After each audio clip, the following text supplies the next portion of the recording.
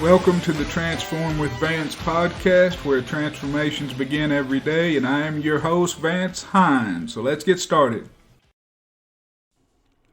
All right, this is Vance Hines, and I'm here with another DDPY success story, Rob Ramsey. How are you, Rob?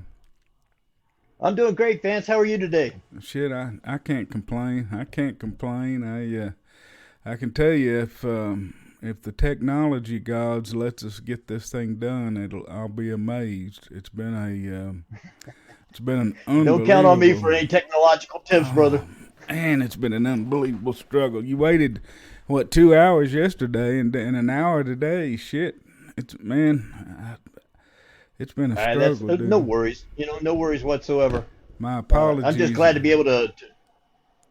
I'm just glad to be able to put the story out there, and hopefully, more and more people become wise to DDPY and know that, hey, man, there is a recovery out there that is, it's medicine free. There's, and I'm talking not just opiates, man. I'm talking like you can get it down to ibuprofen free, Tylenol free. You can live a life without the pharmaceuticals in your life. Yeah, I mean, I don't think I've gone a podcast without saying this. I truly believe that it's the closest thing to the fountain of youth we're going to see in our lifetime. And absolutely, I mean, as kids, we I think once we get past a certain age, we forget about the fact that how good we felt when our bodies were moving constantly. I don't know about you, but I was an athlete in high school, and I played a little college ball. Uh, you know, those times when our body was constantly moving, we felt our best. And then, as you know, even when I went to the military, when I was constantly on the move in the military, my body felt its best. But when you start neglecting your body, that's when the bad shit starts to happen. I take notes to remind me to ask you things as we go along. I'm not looking away. So if you see me doing No, this, that's cool. I'm taking notes over here. So, hey, No issues, brother. what I've done with the other guys is, guys and ladies, men and women, is that I ask them just kind of a general question first, just to kind of to tell people why you're a DDPY success story. Just to kind of give them a general idea of why DDP yoga has transformed your life, and then I start picking you apart and going through your whole life. Absolutely, bring it on, brother. So why should someone listen to this podcast? Why are you a DDPY success story? Um, it goes this My story goes all the way back to 2001, where I had a severe spinal injury at work. And during that period, I actually was able to continue to work for about 10 years after my spinal injury. But with my spinal injury, I ruptured three discs, L1, L2, L2, L3, L3, L4. And when I ruptured those three discs, I I also was blessed with this drop foot in my right leg. And basically, what drop foot is you lose control of the function of your foot. And in my case, mine was extreme. I'm basically paralyzed from mid calf down.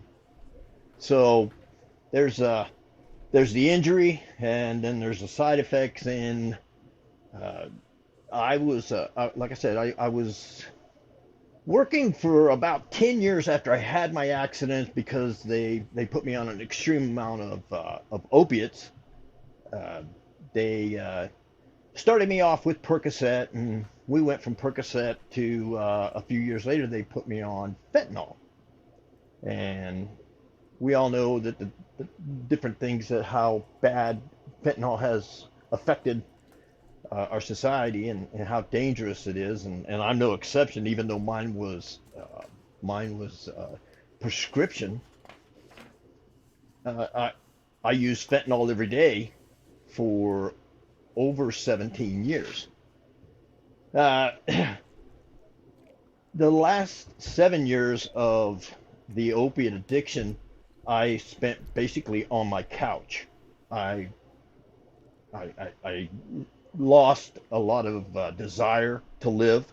I lost a lot of I lost a lot of attention to life, where I no longer, I wasn't passionate about anything, and that means everything to including my family. I mean, I was basically just, a guy who sat on the couch and slept on the couch and ate on the couch, and that was it. That was my existence.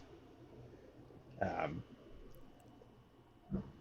Only time I really ever got up off of the couch was to either do one of two things. I was either going to the restroom and I was using a walker or a cane, or I was going to a doctor's appointment.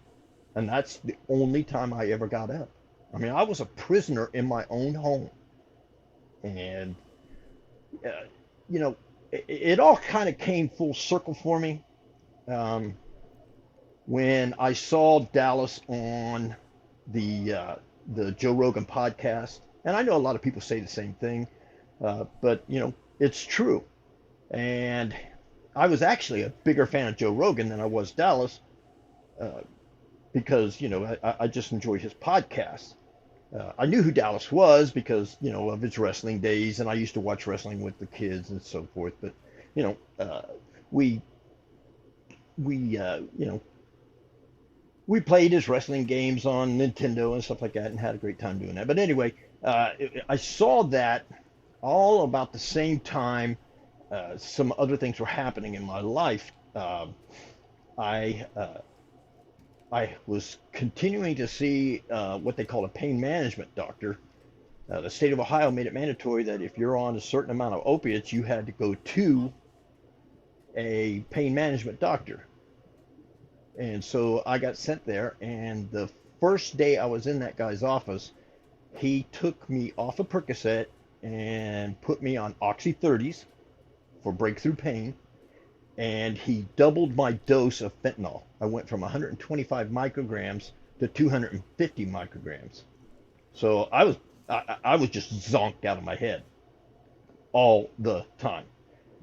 And right right after I went to see the pain management doctor, because this was an accident that happened at work, the BWC makes it mandatory that you have to see one of their doctors once a year, every year, just to make sure that you're on the up and up and you're not faking an injury and all. You know how that goes.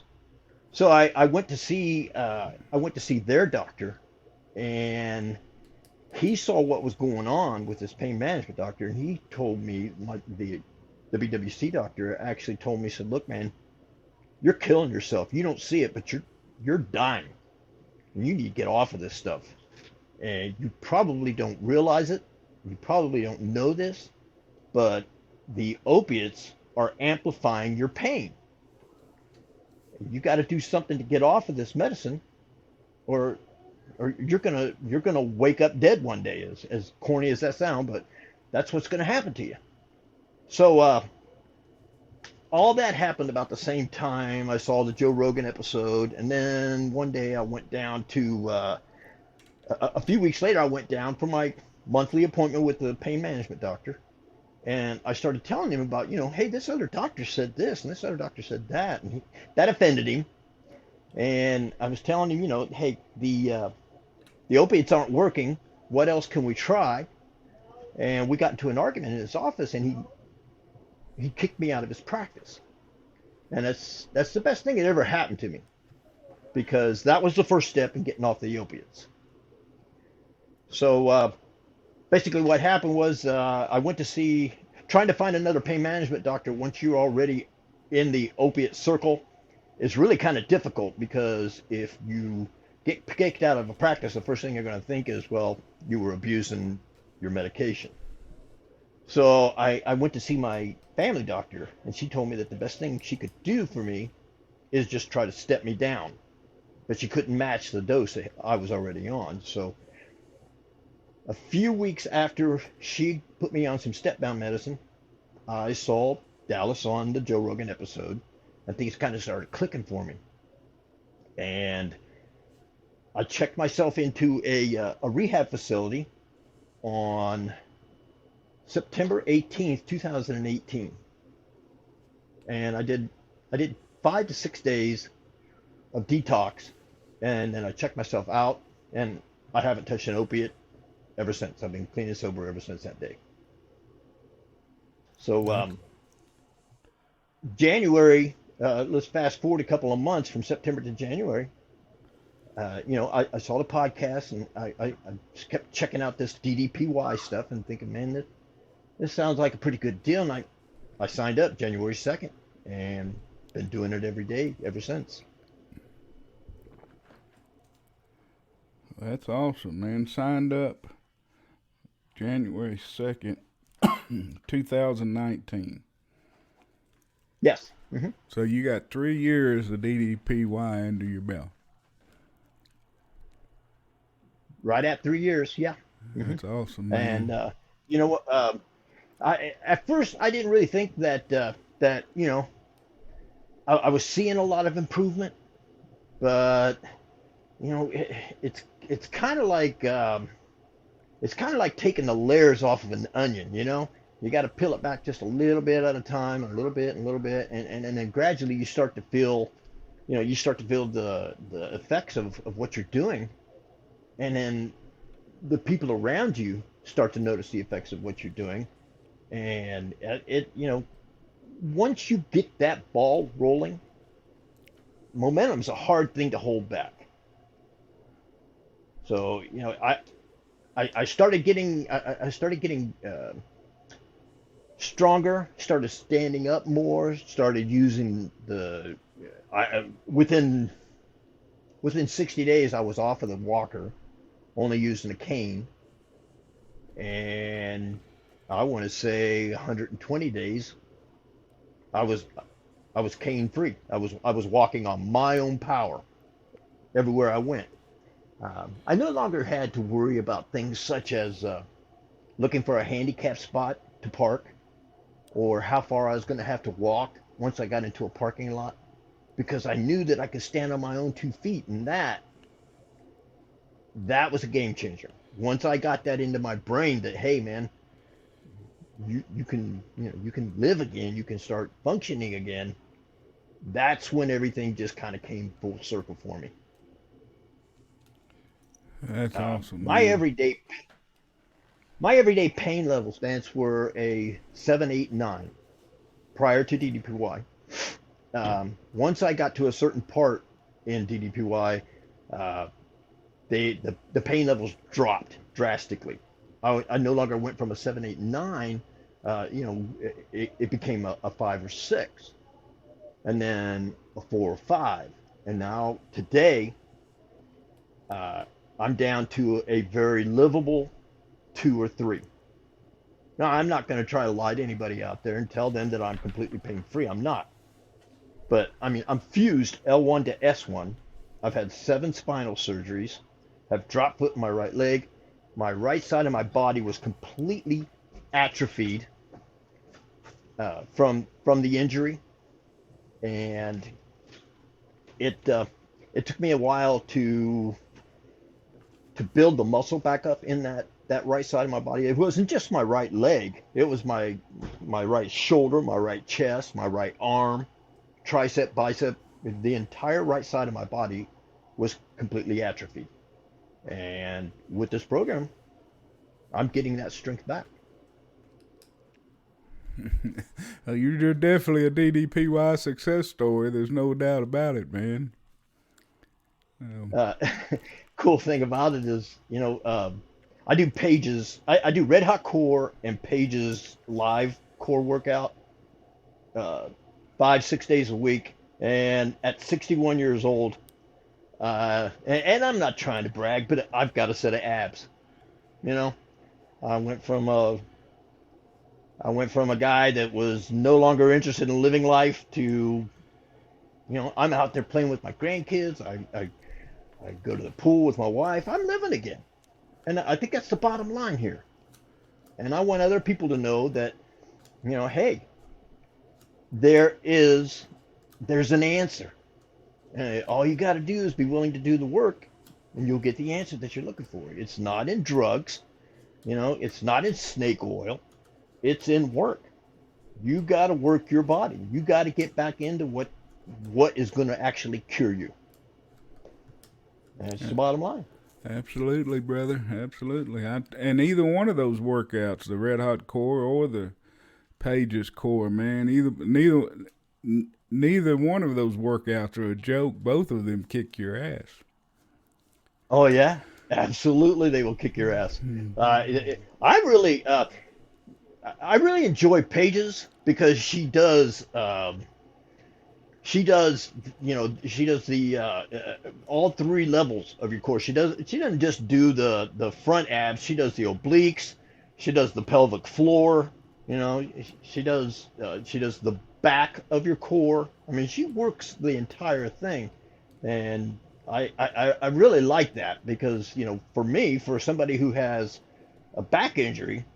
Uh, and here's the cool thing. I want to share this with you too. But getting back to my point, her routine is so cool about overall core, which most people when they think core, they think just the abs that you see in the front, and that's not true. Your core is completely wrapped around you, completely surrounds your spine, and she knows how to work that because she's broken her back a few times. So how could you not get better advice from somebody who's come back and beat that?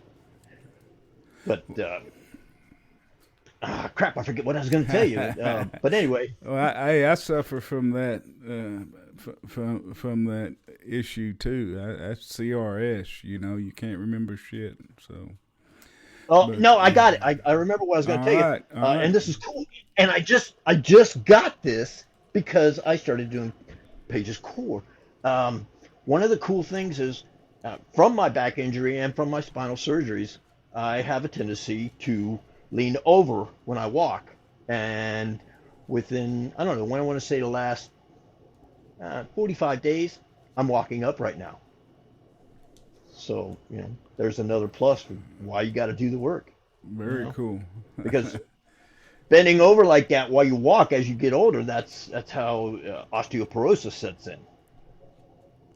Well, I don't know how much of my story but we have a common beginning in that I started trying to get better from watching the Joe Rogan podcast. It was Bert.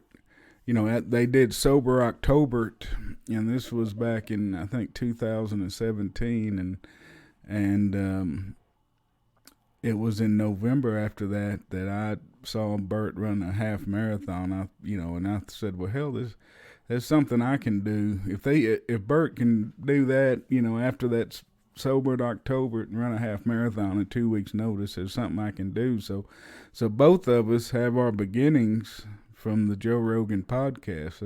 That's pretty cool, man. I hold on to that dearly. And people who ask me, because I get people reach out all the time with injuries that ask me about my beginnings, how I did this, how I did that, and I always refer back to Joe Rogan and how how it sparked it sparked my whole comeback. And you're never too old to come back.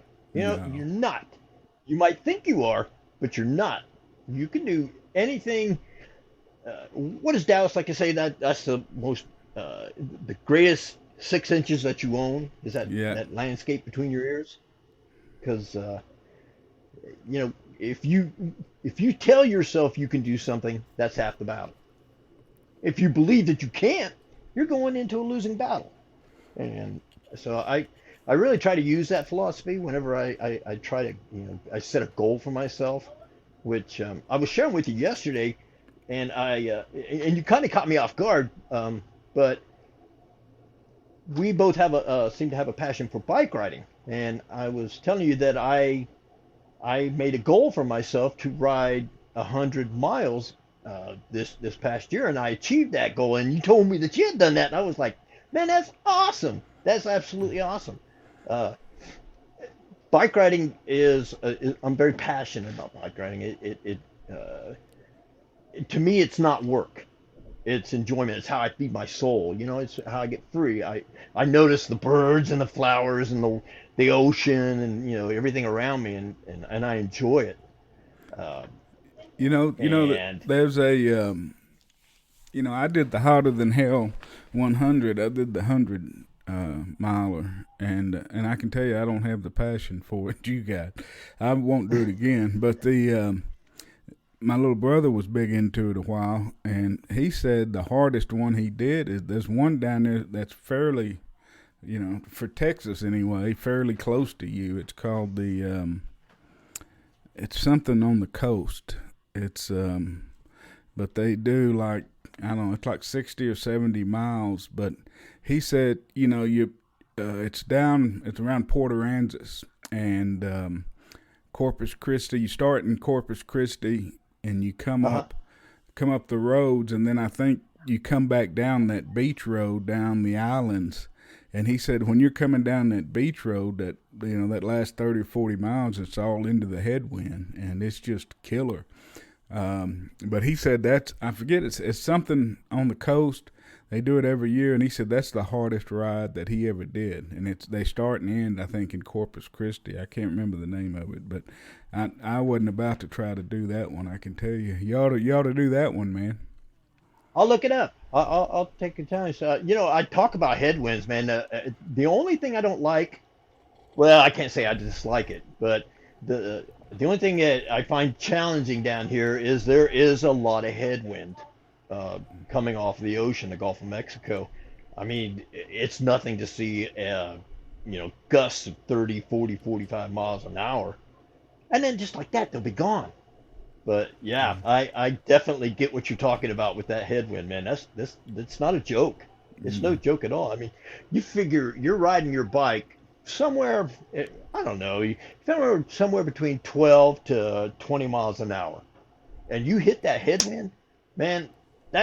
That's taking you. You got to use twice as much power to get half as far, if that makes any sense. Yeah. So yeah, headwind is no joke. All right. Well, let me walk you through your through your life. So, where did you grow up? What's home for you? Actually, my family and we grew up in a suburb of Denver, Colorado. A little, well, it's not a little town. It's a city called Arvada, Colorado. My dad worked at the Rocky Flats uranium enrichment plant in Golden, and in the mid to late 70s, they started cutting back on uranium enrichment. And so my mother and father were both from Ohio, and my mother got the bright idea that, hey, let's move our family from Colorado, where the mountains are beautiful, to the Appalachian Valley in Ohio. And so we made that move. I think it was in 1975, 75 or 76. And you talk about rebellion as a young teenager.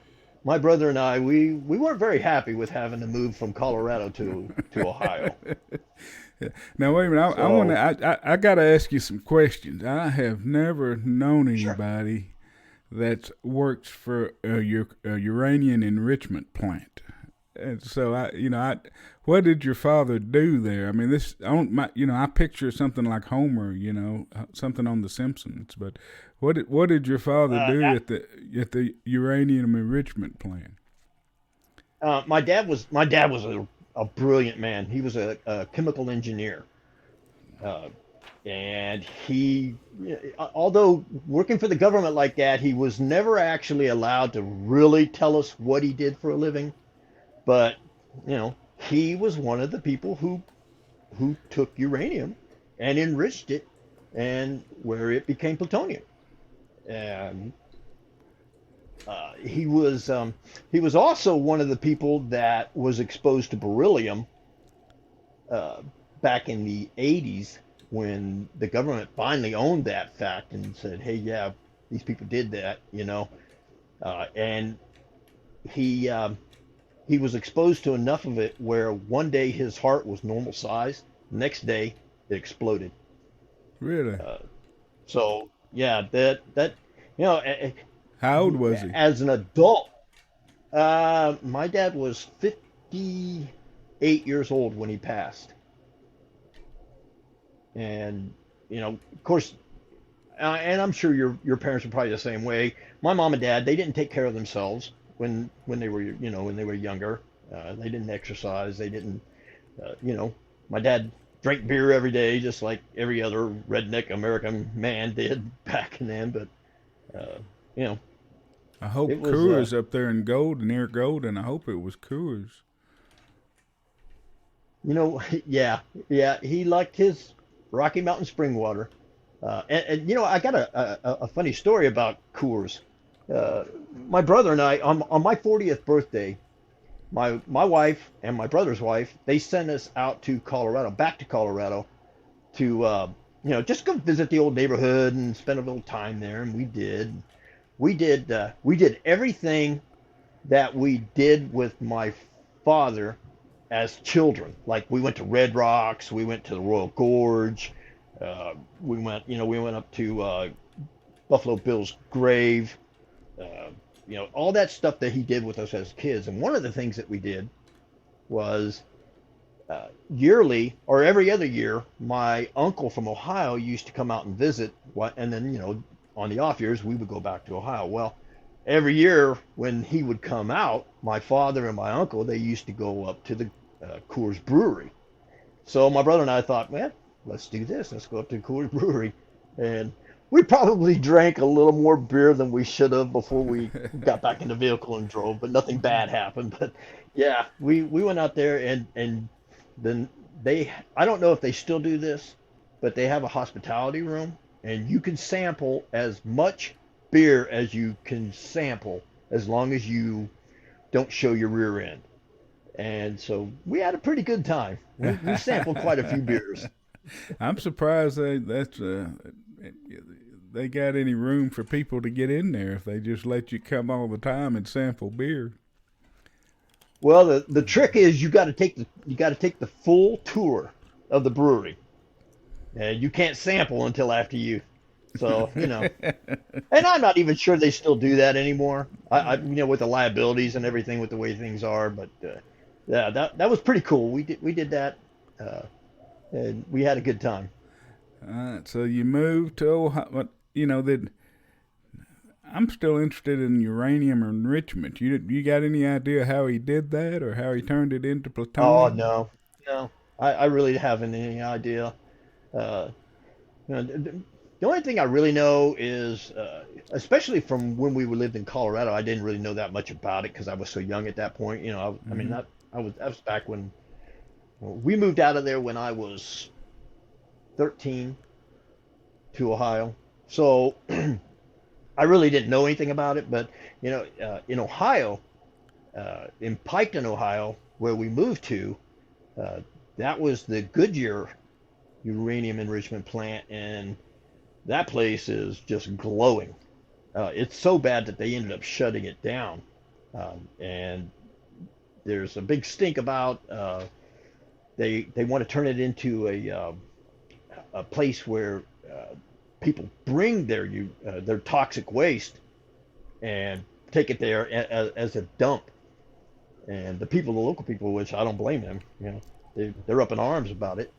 One of the school, one of the not elementary, I'm sorry, the junior high that I attended actually shut down about 2 years ago because they had they the uranium poisoning was so bad that they had a detector that if it got out into the air, that it would detect it, and the alarm went off one day, and they had to empty the school because it had it had floated up into the air and got into the school system. So And to my knowledge, go ahead. he continued to do uranium enrichment in Ohio. Oh yeah, yeah, yeah. That's what he Um, did. yeah, that was his thing. So, and what makes me sad is that he was just about ready to retire uh, when he had his heart attack, and uh, and the funny thing about it is that he had just had his physical, and his physical came back. His triglycerides were up a little bit, and his cholesterol was up a little bit, and blah blah blah. He's a little overweight, but everything else came back great. And then just like I don't know, maybe 7 days later, I mean, his heart just exploded. And I would have suspected cancer. Being around that much uranium and all radiation. I would suspect a lot of them die of cancer, but I didn't they know did, they did. they did. There was lots of people that I knew, kids that I went to school with, that their fathers, they all die of cancer. Lots of people in that area that I know, that I still know, that live there. They've had many people that besides the uranium enrichment plant, the only other place that you could really get a job was Mead Paper or Kenworth, and everybody who is associated with the Goodyear enrichment plant, man, several of them died of cancer. Hmm. Most of them died of cancer. That's crazy. So you said you played sports in school. What sports did you play? Um, Not that I was any good, but I played football and I ran track. My sophomore year of high school, I placed fourth in the 440 and Damn. sixth in the 220, and we also captured sixth in the mile relay. But then the following year, I discovered beer and girls, and that was the end Yeah, of that. that's about right. 16. Your interest kind of waned at 16. So, Yeah, yeah, it sure does. but So I, the I wish I, so how fast were you? How fast did you run the 40 and the 100? you know what? I wasn't very quick. 40, I don't know, maybe 4.8, 4.9. Uh, I ran about a 10.6 100-yard dash. Um, but which they don't run these yardage anymore. It's all meters now, I believe. Yeah. But I did the 440, which is the equivalent of the 400 meter. Well, it's actually just a little bit longer. The best I ever did was right at 50 seconds, Damn. 50.5, I think. That 440 that's a tough race right there. Oh yeah, Man. it's a sprint all the way around, as hard as you can go. Uh, but yeah, it's a good race. And I still like to watch a lot of. No, go ahead. you said you played in college. Where did you play college? Uh, my my freshman year of college, I went to Wisconsin at Superior. I was on the football team, but you know what? That didn't last very long either. Once again, there was a girl, and she was more important to me, so I quit the football team and went back home. And Yeah. biggest mistake of my life, you know. Well, if you had to quantify all the mistakes in our lives, it's hard to quantify the biggest. There's a lot of mistakes I've made in my life. I can tell you that. Yeah, well, I'm hoping that I can retain some of this knowledge for my next life, and not go through the struggles that I did in this one. So, Shit, you can do the exact same thing. Women and beers will get your attention again. oh, no doubt, no doubt. All right, man. So, what type of work did you do? What? So you said you're what, 62? Is that what you said? I'll be 61? 62 in September. I'm 61. 61. Um, I was a member of local union 669, which is sprinkler fitters. We installed and maintained overhead fire protection, fire sprinklers, and actually, and that's how I ended up with my injury was from work. Um, I had just started a new job, and uh, my uh, my boss came out, and I think I was telling you yesterday that my boss came out, and what they used to Now, do is they would pack. wait, before we get into this, when did you do the military? Let me back you up. Maybe I skipped a phase. Before we get Oh, up to your working injury, when did you go into the military? I went into the military. I arrived at basic training on March 31st, 1981. And how old were you? Uh, I was 21 years old. 21. Um, So how long did you serve? yeah, actually, I just did my 3 years and got out. Um, I was in the military at a time of peace, and during a time of peace, the army was actually very boring. We didn't, I mean, there's only so many boots you can shine and maintenance that you can pull on. I was in communications, and so during that time, if you don't have stuff to do, you tend to find stuff to do, and we were ornery, so we was always pushing the limits, and I had some of the I had some of the easiest duty period that you could ever ask for, and I screwed that up. Um, I was uh, I was a communications expert in a military hospital, which they had no need for. So I was in charge of meat, which was a mistake. It's just, you know, don't give me the keys to the kingdom because I'm gonna mess it up. I promise you. Especially at 21 years old, when all I was thinking about was girls and beer. Yeah, that's right. Uh, and then let's see, I was in Fort Stewart, Georgia. Well, actually, my first duty station was Hunter Army Airfield in Savannah, home of the First and 75th Ranger Battalion. I was detached directly to the Ranger Battalion. Uh, but Dang. uh, we got a little carried away from time to time, and I was asked to leave, not discharged, but I was asked to leave, that facility, and so they sent me up to Fort Stewart. And Now at wait Fort a minute. Stewart, Now wait a minute. I figure the Rangers are some of the craziest people on the planet, and you got asked to leave the assignment with the Rangers. well, now, don't get me wrong, I wasn't a ranger. I was attached to the Ranger Battalion.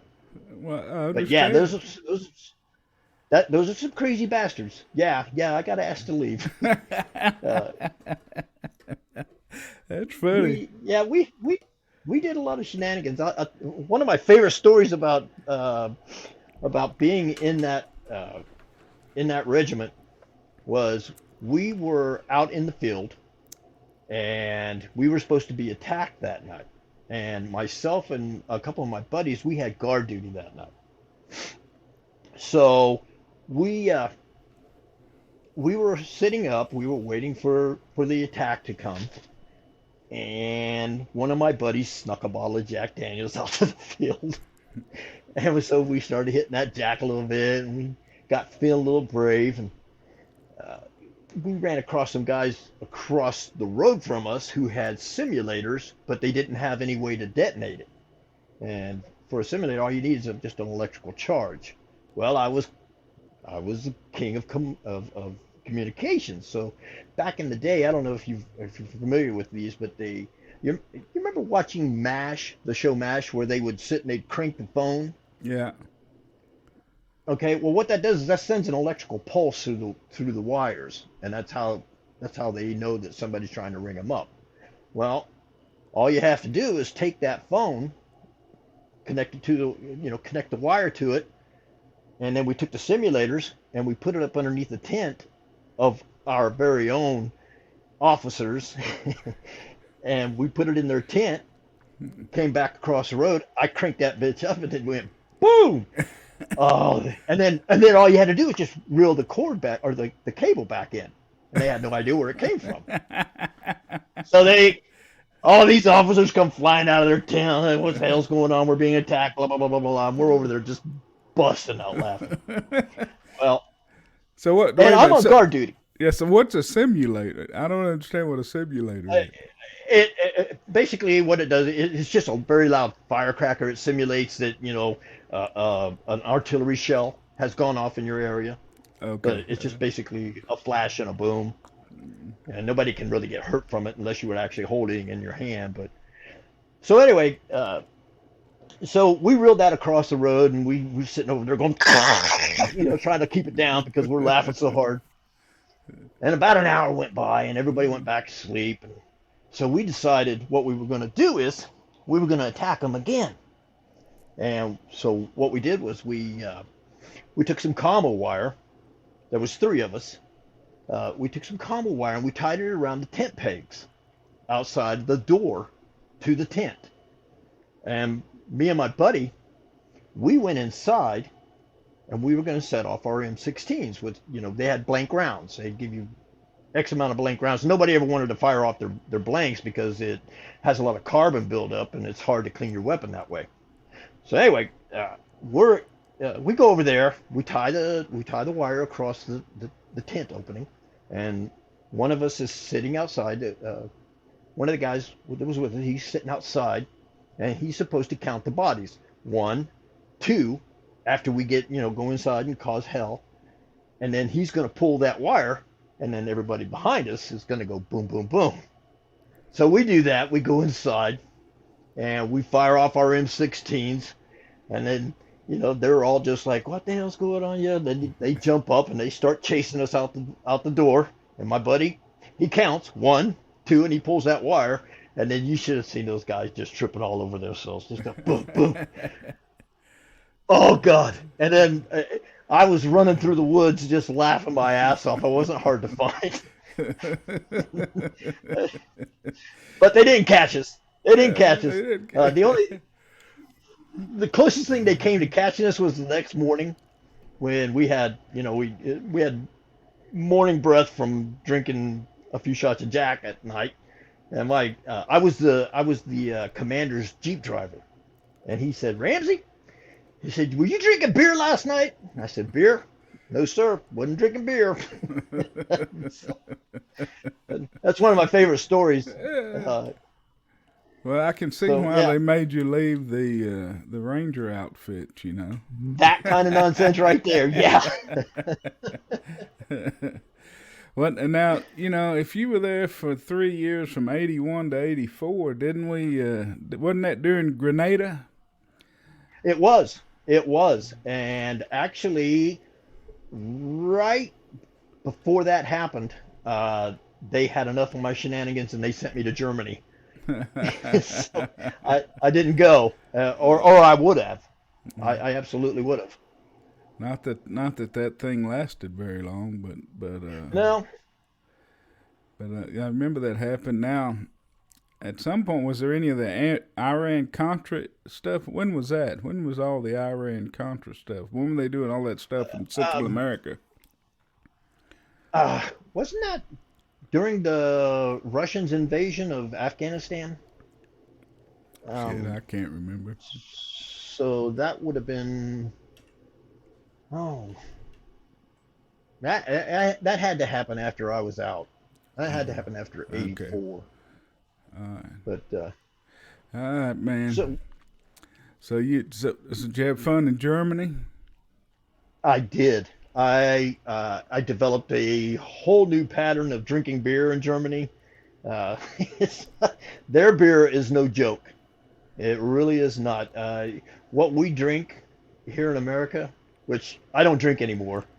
I've been clean and sober since the 9th of, or I'm sorry, the 18th of September. But anyway, what we consider beer is they actually consider it a almost like a lemonade, and they give it to their children to induce to help them get hungry before a meal.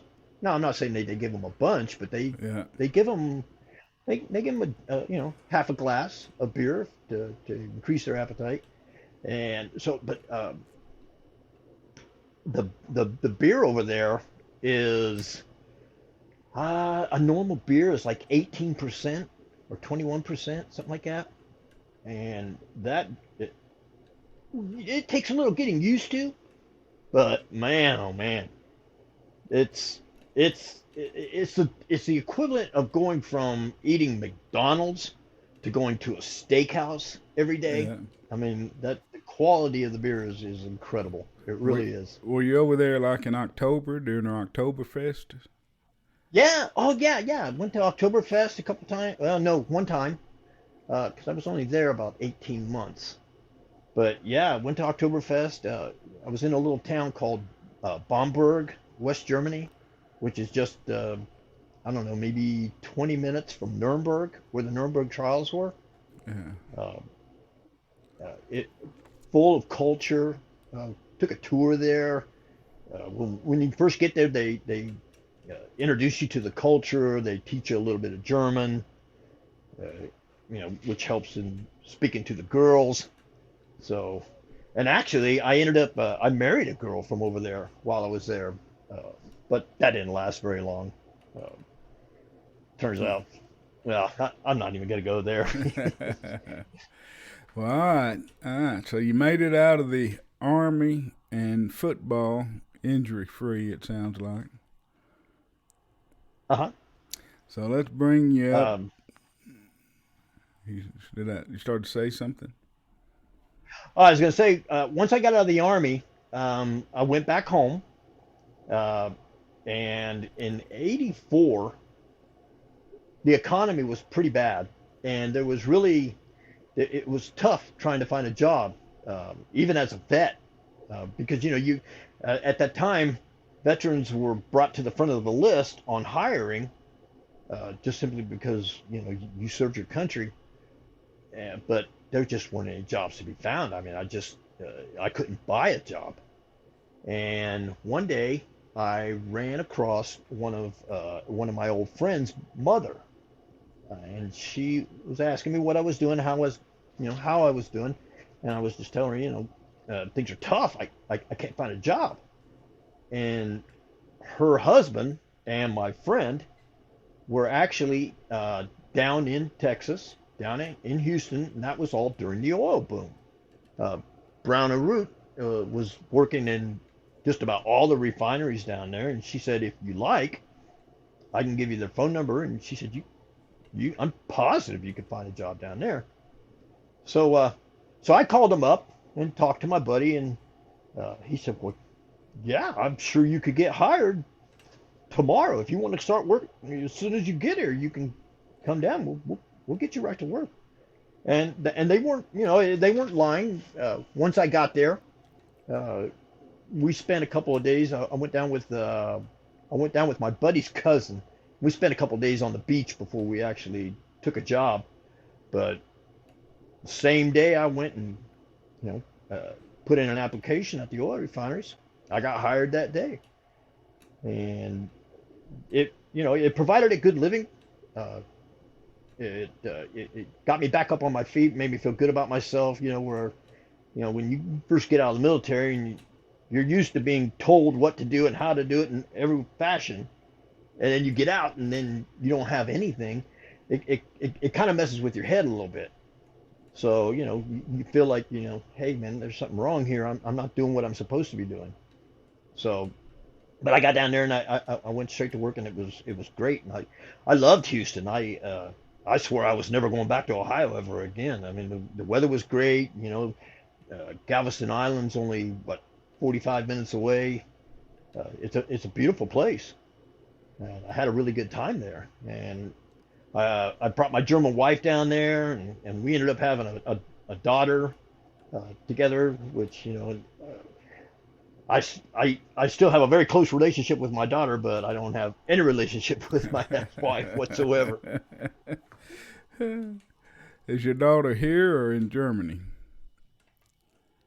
She's here in the States. She's a nurse, a nurse practitioner. She works for Ohio State University. Wow, that's cool. Yep, she's a good girl, smart, smarter than her dad.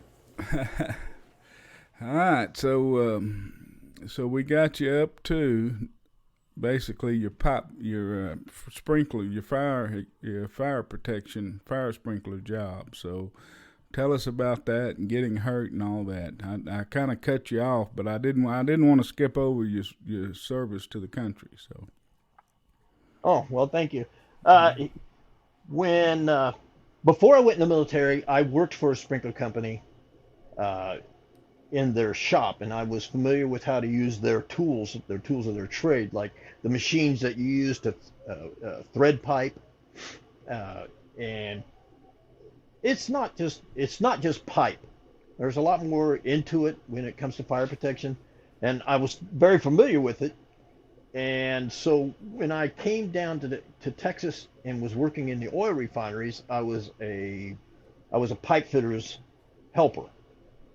And one day, I was just looking for a better opportunity, and one of the local sprinkler contractors had an ad in the paper, and I called him up and got an interview and went in and uh, got hired on the spot. It was a non-union contractor, but at the time I really didn't care. I just was more worried and more concerned about making a better living for my family. So we went to work for the sprinkler contractor, and uh, I ran into a guy who was uh, laid off from Alabama and had come to Houston just because Houston was booming, but he was a union fitter, and he wasn't supposed to be working non-union, but he needed to eat, so you can't blame him. Uh, and I had been working for this sprinkler contractor about a year, the non-union contractor, when out of the blue, this guy that I had met that I had been working with for a long time, uh, he said, "Hey, would you be interested in going into the union?" I said, "Well," and as a non-union fitter, you hear a lot of negative things about the union. That why should you have to pay to work, and they're not going to provide you with you're always laid off, stuff like that. Which I later learned that those things aren't true. Uh, but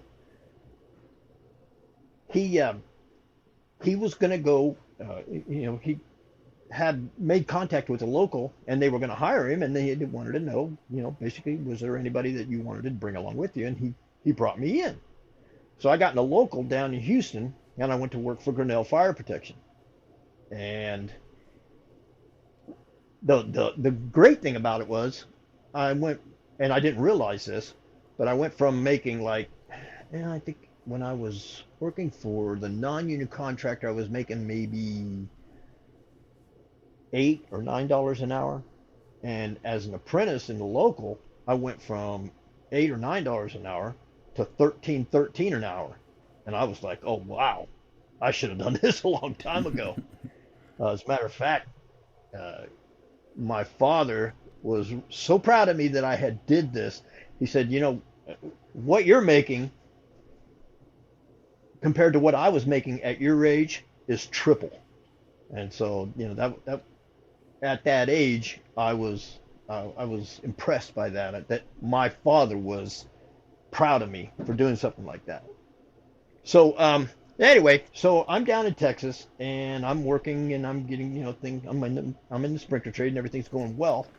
Uh, and then all of a sudden, and you're a native Texan, aren't you, Vance? yes, Uh, you probably remember that around '87, uh, the boom collapsed in Houston, and the work just dried up. I mean, it was just like flourishing one day, and it just went. It was just no work. yeah, Uh, all these brand new homes that were up there, they were empty. Apartment buildings, apartment complexes, condos, townhomes. I mean, just neighborhoods were just empty. I mean, I'm not talking brand new neighborhoods, beautiful homes. They were empty. It got so bad that vagrants and homeless people started living in these things, and it got bad. Well, uh, at the time, my brother was working for a sprinkler contractor up in Ohio, and he said, "Man, why don't you just come home? I can get you on here." And so, things had bottomed out in Houston, so I just jumped on the train and went back home, and started working in Ohio. And I missed Texas dearly when I first left, and I threatened to go back many, many times, but I also knew that the economy, probably wouldn't support me, and that's probably the only reason I really never went back. I love Texas. Texas is a great place to be. It's it's not just uh, it's not just warm weather. It's a lifestyle, kind of like DDPY is a lifestyle. Living in Texas is a lifestyle. Uh, you either love it or you hate it. There's really no in between. Well, now But you so anyway, you did come back to Texas. I did. Yeah. Hmm. Now you, Well, not as a worker. I came back retired. you're living now in Port Isabel, Texas, and not many people are going to Yes. know where that is. I can tell you are just damn near barely a Texan in Port Isabel. I don't think you can get any further south without being in Texas. Yeah, that Port Isabel is. If anybody is familiar with the state of Texas shape, Port Isabel is that tiny little minuscule right there on the very tip of that toe on the state of Texas. That's where Port Isabel is. It's right across the bridge from South Padre Island, and I love it here. I do. I love it here, and I'll tell you why. Because and when my wife and I retired, we kind of bounced around from place to place, trying to look for a place to land as a retired, a place that would accommodate my back. Florida didn't work for me. Uh, we went to Destin, we went to Florida, Bama, all up and down the coast. But she found Port Isabel, Texas, and what I love about this place so much is that you've got the desert atmosphere, which has beautiful barometric pressure, and but she's got the beach, a mile away. So, it's a beautiful place, and I don't know why more people don't live here, but I'm kind of glad they don't. Uh, but it's got to be one of the best kept secrets in the entire United States. It's just a beautiful place. I haven't heard many people say Port Isabel Beach, Destin, Florida. So I think I don't know. You better. It must be a well kept secret. Well, the reason that I like Port Isabel better than Destin, Florida, Destin's kind of an uppity place, in my opinion. But it's just how my body reacts to the atmosphere. That's all. Uh, And yet you Destin's a mentioned the beautiful place. yeah, you mentioned the barometric pressure. Why is that a concern for you? Uh, for people who don't know, barometric pressure is the pressure that pushes the atmosphere down or away from the earth. And anybody who has arthritis or joint pain or back injuries like mine with the spinal injury, uh, the the the less barometric pressure becomes. Anytime it gets below 30, I can I'm one of those people who can predict the weather with with my body, because as the barometric pressure gets down, as it gets lower, it increases the pressure on your body, and it creates joint and back pain, body pain. So the higher the barometric pressure, the better off I feel. And I think that's one of the major factors in the difference between Destin, Florida, or Florida, Bama, or any of those coastal places. We checked out New Orleans, but here in Port Isabel, the average barometric pressure is like 30.06. And anytime it's above 30, I'm good to go. Anytime it gets below 30, I'm hurting, which it's a handful of times, but for the most part, the barometric pressure is right where I need it to be. And I think that's real similar to how Arizona is, how Phoenix is, because you have that dry heat. But the one thing that Port Isabel has over top of Phoenix, Arizona, is water. Hmm. You got your ocean, so I love Now, it. I now, absolutely love it. Makes me feel good. it sounds like that you were in the union most of your adult life. I was. Yeah, I joined local union 669 in, like I said, in Houston, Texas in 1986. And I spent 32 years in the union, and it provided a great living for my family. Uh, Provided me with a wonderful retirement. I still have all of my union insurance. They really take care of their retirees. Uh, it's nothing like what I was told. Like, it's going to be, they're going to, you got to pay to work, and you know, you're always laid off, and their insurance isn't any better than ours, and we got a 401k. Well, you know what? All that stuff was just, it was bunk. It was bullshit. What I received from being a union member is I'm financially, my wife and I are financially taken care of for the rest of our lives because I put the years in, and now I have their retirement, their insurance. You know, they have what they call the equivalent of a 401k. They call it a assist fund, supplemental individual savings, and every paycheck.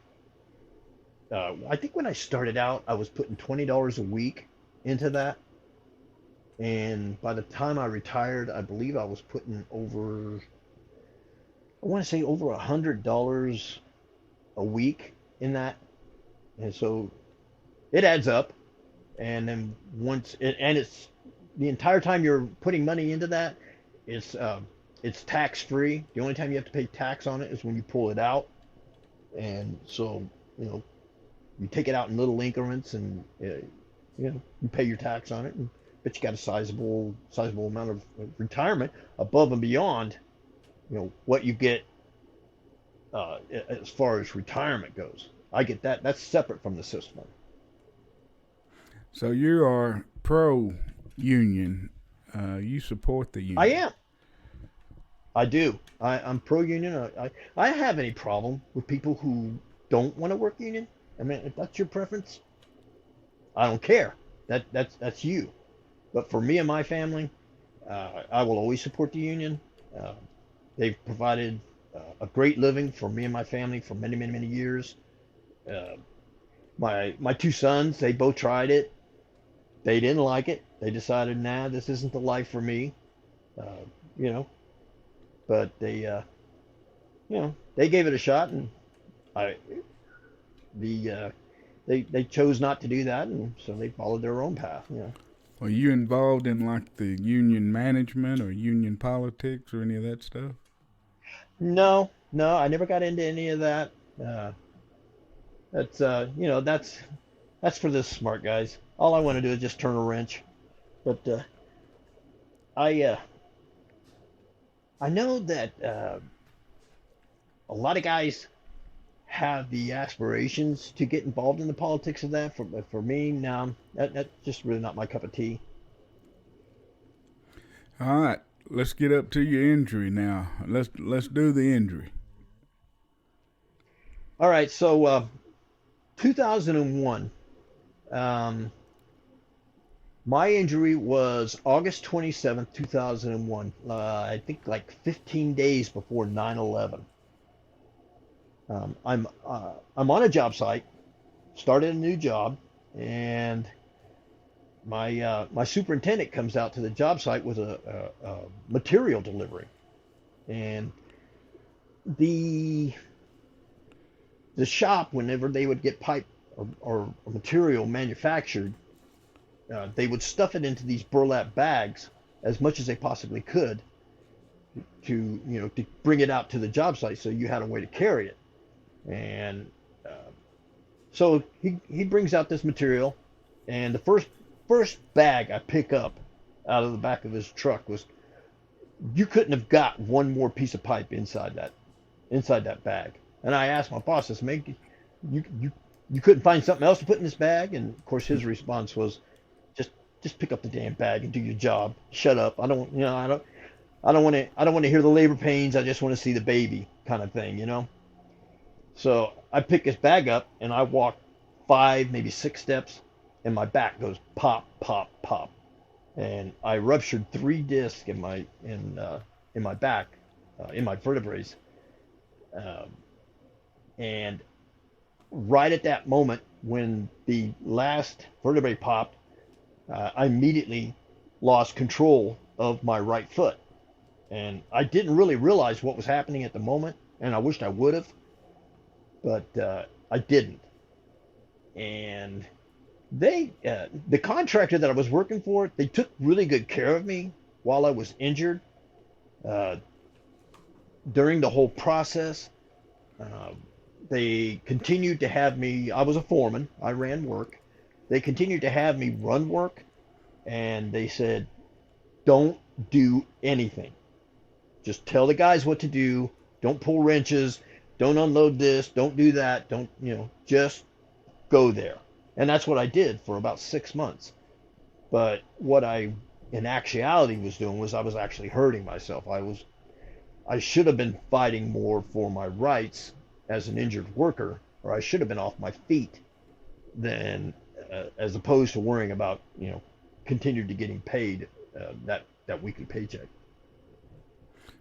So finally, the paperwork was approved to have the surgery, and I had no idea what actually was going to happen when they told me that they were going to when they're going to fuse my back L1 to L1, L2, L2, L3, L3, L4. I had no idea what was really going to happen, but all I knew was I was in a lot of pain and I wanted it to be fixed. So eventually, they put me in the hospital. They did the first spinal fusion on me, and the night that I just got out of recovery from the spinal fusion, uh, the first tornado in Columbus history in like 20 or 25 years had touched down, and the orderly came in there to my room and said, "Hey man, you got to get up. You got to get out in the hallway." And I'm like, "Man, I can't get up. I just had spine surgery. I can't get up." So they wheeled me out in the hallway, but that was just my luck, here I am having open spine surgery, and a tornado's touched down, within 10 miles of me. So, but I had the surgery, was discharged, went home, and uh, rehabbed on the couch. Went to a doctor's appointment once a week. They Once I healed enough, they put me in physical therapy, and things started to heal. I started to get stronger, and I went back to work about 6 months after I had the surgery. Um, and they were very cautious with me. When I first came out, back out on the job, they didn't they didn't let me do this, they didn't let me do that. They just wanted me to be careful.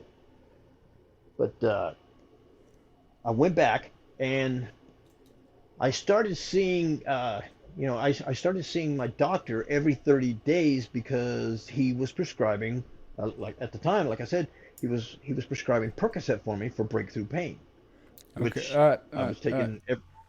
Let me stop you right there. Do you mind if I run to the restroom real quick before we get into Not at this? all. I'll do the same thing. And I want to touch base with you a little more about the injuries. I know you talked to me. I think I want to highlight a couple of issues, and then we'll get into the pain relief. Okay. But Sure. let me Yeah, run yeah. to the restroom. I'm an old man. Let me run to the restroom, and then I'll be right back. I'll be right back also.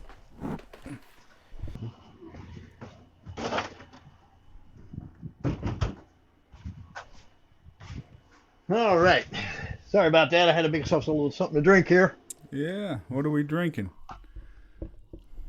Actually, it's some amino acids and some electrolytes and shit like that. So yeah, Throw a little pre-workout in there. have you ever had a weight problem? No, nope. Yeah. Uh, I mean, I got a little flabby there for a while when I was sitting on the couch. I had a spare tire that just would not go away. It it it haunted me for a long time, but no, I've never really had a weight problem. All right. I think the heaviest I've ever been has been about 234. Um, I run about a buck 75 right now. How tall are you? 6 foot. 6 foot. All right. Um, now you'd said yesterday that you were paralyzed below the knee. Right. Part of my injury was the drop foot in the right foot, and mine. I got I got an extra great dose of it. Normal drop foot is you just lose control of your foot, but mine's extra special. I got mine with love. I'm paralyzed from about mid calf down, so I can it's funny. I have a little bit of muscle in my right calf, but once you get uh, once you get down below mid calf, it's pretty atrophied. Uh, it's just shrunk up. It looks like my left leg looks like a man's leg, and my right leg looks like a girl's leg. So, So so can you you know, move your foot? Can you control it? I can move it barely left and right, and I can push down somewhat, but I can't pull it back to me at all. There's nothing there, and I can barely wiggle my toes. But other than that, no, it's just there. What about So feeling? I Do you have any feeling below the calf, midpoint of the calf? uh there's it just depends on what I like. It depends. Some days I do, some days I don't. My wife dropped a hammer on my big toe a few years ago, and I didn't feel it whatsoever. But she can uh, You sure she she can did do that something like, accidentally? You sure she did that um, accidentally? I I want to hope so. But, I don't put anything past women. Yeah. That's a special breed there. Sounds like the German But yeah, one would have done it intentionally. well, without a doubt. Yeah, yeah. Uh, you know, I don't know. I don't know what you're going to edit in and out of this, but turns out she was screwing everybody but me. You know, Yeah, so that's funny, man. yeah, she had her ways. Yeah. But yeah, basically what it is about the drop foot is that if you've ever, I don't know if you've ever been around with somebody with drop foot, but when you walk, because like I said, I'm basically paralyzed from mid calf down. You walk with an accent in your leg. It's like your leg comes up first instead of going straight out. So it's almost like you're marching on that leg. And so basically, uh, you're dragging. I think my right leg weighs like 36 pounds, according to the doctors. But I'm every step I'm dragging 36 pounds around instead of actually walking without effort like a normal person would walk, if that makes any sense. But you've got its stability with it. I mean, there's not a chance of rolling the ankle or any of that stuff. I have a brace, what they call an AFO, that I'm Hmm. supposed to wear. But the problem with wearing the AFO that does give me the stability I need, um, in the part of the calf muscle that does function, if I wear that AFO, I lose muscle mass. It doesn't. Um, it's fit from my foot all the way up to the back of my knee. So it doesn't allow you. it doesn't allow that foot to function to go this way or that way. It holds it at a 90-degree angle for stability, but it doesn't allow you to use the muscle in the calf. So I would prefer to be able to exercise that, and so I very rarely wear it. Very rarely wear it. I might wear it like family function, like a wedding or something like that, or someplace I know I'm going to be there for a long period of time. And it does cause me to trip over it. I will trip over my foot on more than one occasion throughout the day. But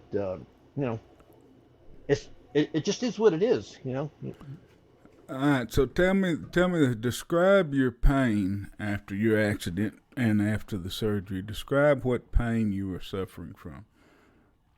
The lower back pain was probably not the worst of it, although it was constant.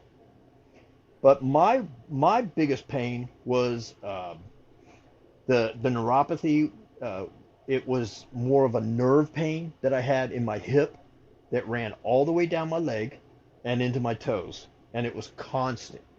Uh, it was an everyday thing, and they prescribed a they prescribed a drug that what was the name of that? And kids were taking it there for a while to try to get high off of it, and they were getting high.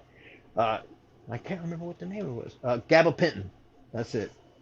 Uh, they prescribed gabapentin for me, and it curbs nerve pain, but it had an effect on me on my mind. It made me it made me foggy where I was, it's hard to describe. I just didn't like the way it made my mind feel. So I didn't take it. They tried a couple other drugs that were similar to it, but it always had the same effect on me. It affected my brain, Well, and so well, hell, that may be what's wrong with me. I take gabapentin for migraines, and I've been taking it for years and years for migraine headaches, and maybe that's what's wrong with me. Shit, I don't know. everybody's different. It if it works for you, I'm not against it. But for me, I'm just better off drug free. You know, Yeah. uh, I I barely take Tylenol.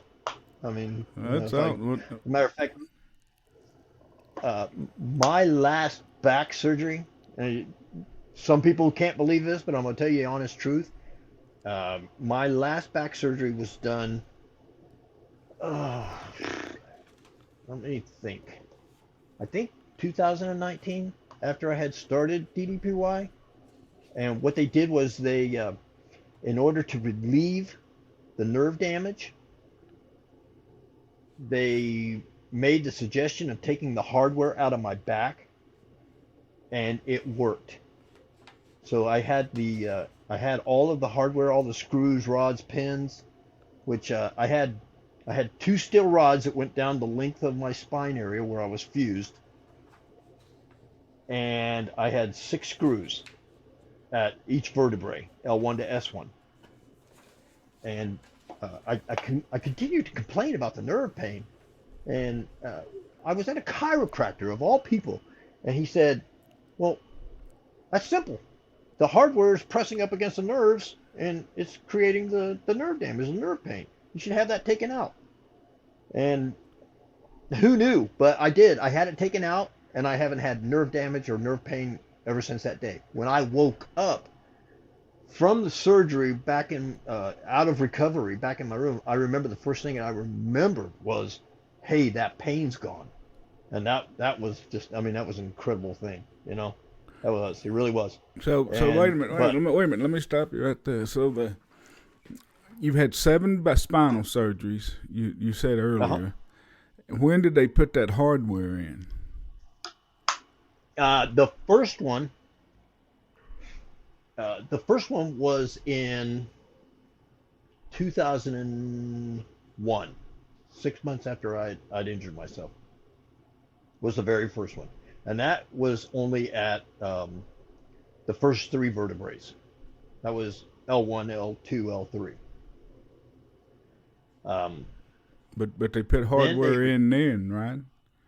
right, And that's when you started having the nerve pain. that's right. That's when I started having the nerve pain. Okay, go ahead. Uh, also, uh, prior to uh, my very first fusion, they went in and did a procedure where the herniated disc itself, they went in and they used an extract from papaya that as the I don't know if you're familiar with bulging disc, but the gel that's in between your different vertebrae in the stack, when you herniate a disc, that gel sticks out, and that's why it creates pain because the gel presses up against the nerves.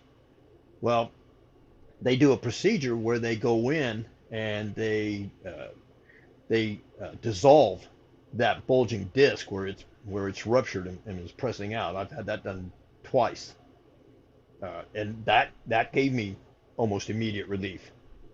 So I mean, I wasn't surprised when the accident happened because I'd had a few back issues prior to, but anyway, and before I forget, I want to finish telling you what I was telling you. In my last surgery where I had the hardware removed, I did that opiate free, no painkillers. The only thing I took was they gave me some Tylenol 3, uh, and that was it. And that's only while I was in the hospital. So I had kicked the opiates, and I was determined I wasn't going to go back on them, and that was a tough one. So Let's get to the opiate use. Now we've said so why the you needed them. Now let's get to the opiate use. well the opiates got out of hand when I was telling you earlier that they sent me from uh, the the doctor of record who handled, who did my examinations. I saw him weekly, and he was the one who was giving me out my Percocet prescriptions and just doing like what they called maintenance drugs. And at that point, it never really was what I felt like was an issue for me. But when the opiate crisis hit Ohio, I was telling you that the Bureau of Workers' Compensation had made the decision that if you were going to receive further opiates, that you had to go to a pain management specialist, somebody who that's all they did. They just prescribed opiates. Uh, so they sent me down there, and I was already on Percocets, and the doctor of record had introduced me to fentanyl patches, and for what they were at the time, they helped with the pain. And like I told you before, I was in an everyday pain of 7, 8, 9, just every day. That's just what I lived with. And so I go see this pain management doctor, and on day one, he takes me off a Percocet and he puts me on Oxy 30s, and he increases my fentanyl usage from 125 micrograms to 250 micrograms. He he just basically he doubles my fentanyl dose and takes me off of Percocet and puts me on Oxycontin 30s, which in today's society you can get killed for either of those drugs. But that's when everything started going downhill. When he put me on, all that medicine, I I just I basically lost control of how and when I was using the opiates, because once you get exposed to that amount, it gets away from you. What year was You that? let's see. It probably was, I want to say, probably 2015 or 2014, somewhere right around there.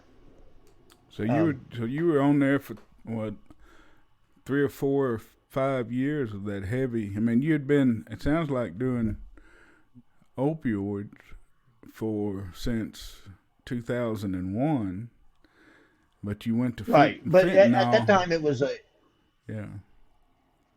Oh, I was just going to say, in the beginning when I was just seeing the regular BWC doctor, it was under control, or what I felt was under control. Uh, but when they sent me to this pain management specialist, man, I mean, just my opiate use just went through the roof.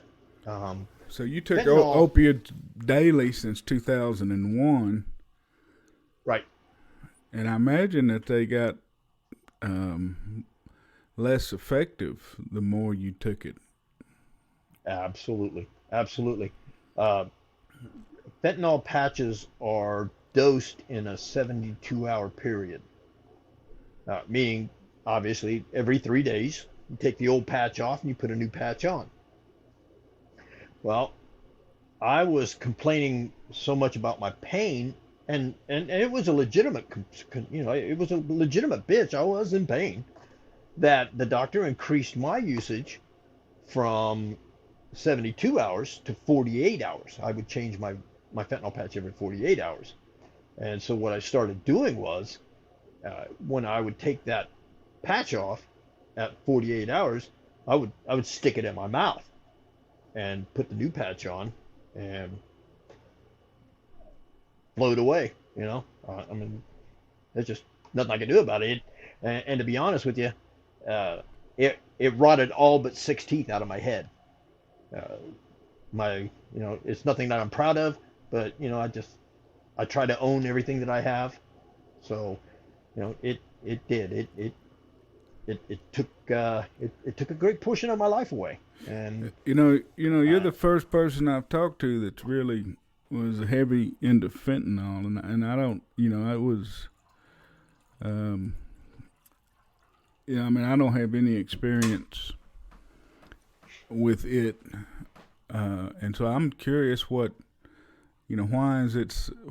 Tell me a little bit about it. I mean, it's become such um, you know, an issue in our society today, and I'm just curious to know a little bit more about fentanyl, what it's about, and why it's so much different than the other drugs that are out there.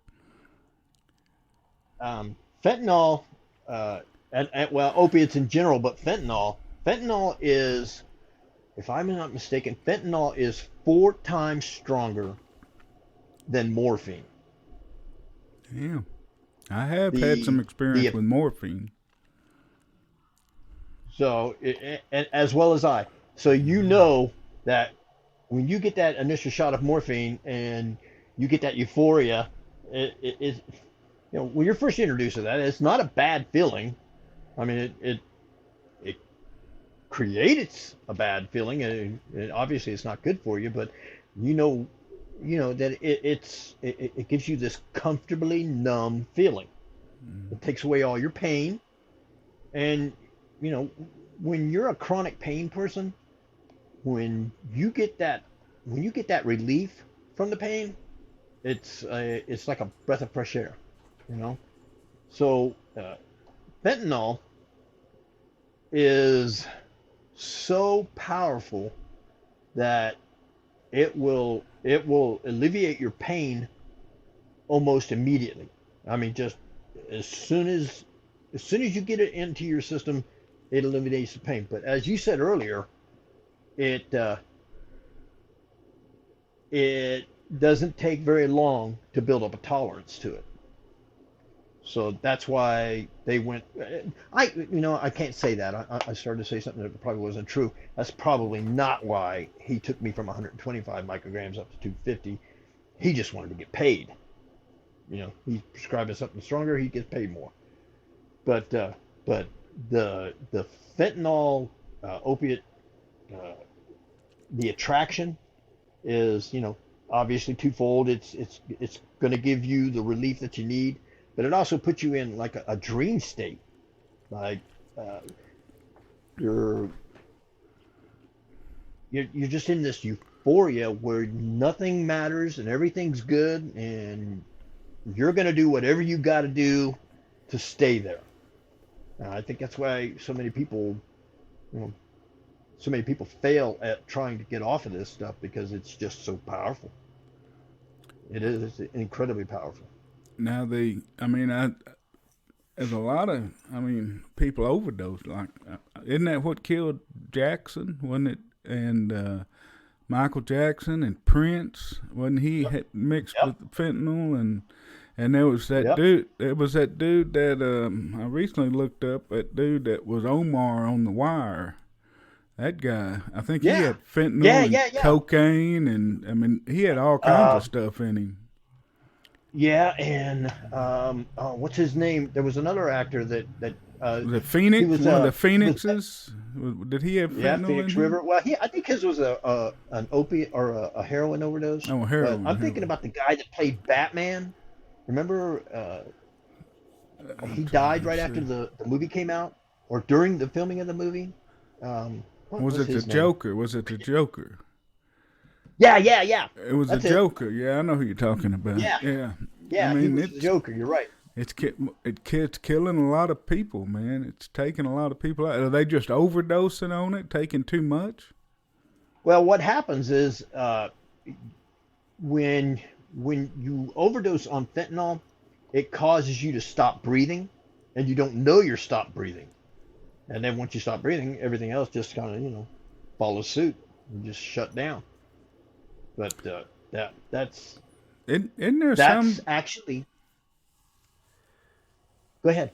Isn't there some like that you worried about it in the air or something? The breathing, like if they, fentanyl's around. I mean the emergency responders. They back out. Well, well, you're talking about two different types of fentanyl, though. You're Okay. talking about a powder form, which is used to create, stronger heroin and drugs like that. Where mine was in a patch. It was a liquefied gel that was in a sealed patch that I wore, on my arm. But yeah, Uh, you're right. You get that in the air and it gets into your airways, then yeah, it can paralyze your lungs. Absolutely. that's crazy, man. That's crazy. Yeah, No, I'm just yeah. curious. It's How many no, that's years? fun. How many years were you on fentanyl? Uh, I was on fentanyl probably a little over 10 years. And A then you little over really 10 started years. having Yeah. trouble with it when that pain doctor got you in 2014 or so, 15, somewhere around in Yeah. there. Yeah. Somewhere right around in there. And we was talking about passing out and how, how people die is because, they just quit breathing and stuff. And the first symptoms of it actually is when they pass out. And that's actually another one of the circumstances that caused me to open my eyes that, hey, man, you got to do something about this. I had taken my grandson to the movies, and we went to the movies. We saw The Incredibles 2, which is a horrible movie. It sucked. Don't watch it. But he liked it. So we watched the movie, and then I let him play some arcade games after we would watch the movies and stuff. And then we got in my truck, and we were on our way home. And we'd pulled up to the red light, and at that red light, I passed out, and my grandson had to wake me up. And at that moment, I had one of those aha moments, and I realized at that point, hey man, I'm not only a danger to myself, but I'm a danger to my family. I'm a danger to my grandkids, my kids, my wife, whoever. Anybody that gets in the car with me, I'm a danger to them if I'm driving. So that all uh, that all happened right around uh, I don't know, within like the same period where I had the argument with the doctor in his office, and then I saw DDP on Joe Rogan, and the other doctor when I had the BWC examination, when he told me, man, you got to get off of this stuff. You don't realize it, but you're gonna die. You're killing yourself. You can survive without this shit. That all kind of happened at the same time. I mean, it just, one episode went into the other one, and it reminded me of the next episode, and things like that happened. And uh, you know, that night when I passed out behind the wheel with my grandson, that was a major turning point in knowing that I had to get off of this stuff. So, um, when were you just basically living on the couch? uh, let's see. I retired in I want to say I retired in 2014 or 2015, and from that moment on until I got till I checked myself into the rehab facility in 18. 2018. So basically 4 years. Uh, it was and like I was telling you before, I mean that was my whole life. I sat there, I ate there, I slept there. Uh, I interacted with everybody else in the house from there. And as I said earlier, the only time I ever got up was to shower, use the restroom, or go to a doctor's appointment, and that is it. And anytime I got up off that couch, I used a walker or a cane. That was just how my life was because I was in so much pain. That's what I was going to ask you about next. I heard you say something you got off the walker, but how often were you having to use the walker and stuff? Oh, daily, daily, especially in the morning when I first wake up, I'd be extremely stiff, and hadn't taken my first oxycontin yet, so you know daily. But Would you use a walker to get it to the restroom? walker to get to the restroom, walker to go to the shower. Well, no, I take that back. The shower was upstairs, so I would use my cane to go upstairs. But yeah, e- everywhere you go, and I'll tell you a triumphant moment for me when I started doing DDP or DDPY rather, and I was starting to get stronger, and I noticed it. And I was sitting on the couch one day. I still hadn't got out of the habit of sitting on the couch all day every day, and I got up, and I knew I didn't need that walker, and I'm kind of ashamed of myself to say this at this moment, but I picked that thing up and I threw it across the room and I said, no more, no more. And my wife actually clapped for me. So it How was long had an you emotional moment. how long had you been doing DDPY then? Probably right around between 4 and 6 months. That's awesome, man. And I kept seeing little gains and little gains and little gains, and that's why I try to tell people when they ask me about stuff like that. It's baby steps, but each little baby step, it turns into it turns into something more and more and more, and before you know it, you're on a journey. So don't give up, never give in. What made what made you finally pick up the DDPY app or DVDs and start doing it? What was the final straw? The final straw was actually seeing Dallas on Joe Rogan. I mean, I'd heard about it. Um, I saw him there, but um, well, you know what? Let me back up. I'm probably not telling you the truth.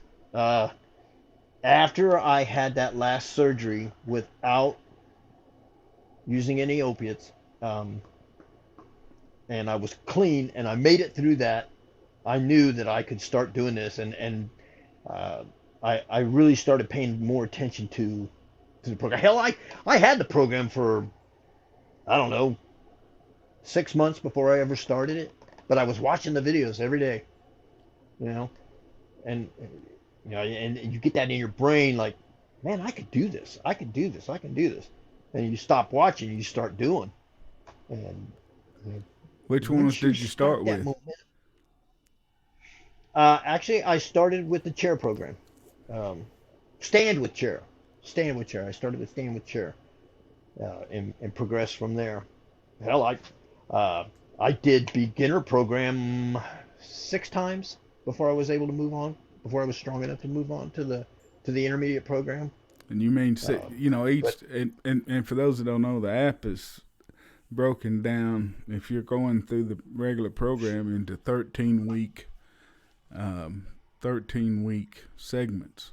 And so you're saying you did the beginner 13-week segment 6 times? 6 times before I was strong enough to. And then once I got to intermediate, it's just like it's just like this cloud just kind of broke away, and I really started seeing progress after that. But I wasn't going to push myself into something that I knew I couldn't do because I tried the intermediate program and some of the harder ones I wasn't able to do. But once I graduated that last time, and I knew I was confident enough to go on, I probably could have started just a little bit early and pushed myself a little bit harder. But I was so afraid of re-injuring myself that and that's the last thing I wanted to do. Which, by the way, is brings me to a good point. Um, when I had my first surgery, my first fusion, the surgeon told me, said, you know, as you progress in age, your back is going to it's going to overcompensate for the fusion area.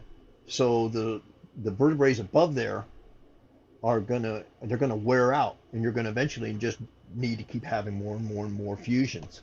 He said, I wouldn't be surprised if you weren't, completely fused all the way up your back by the time it's all said and done.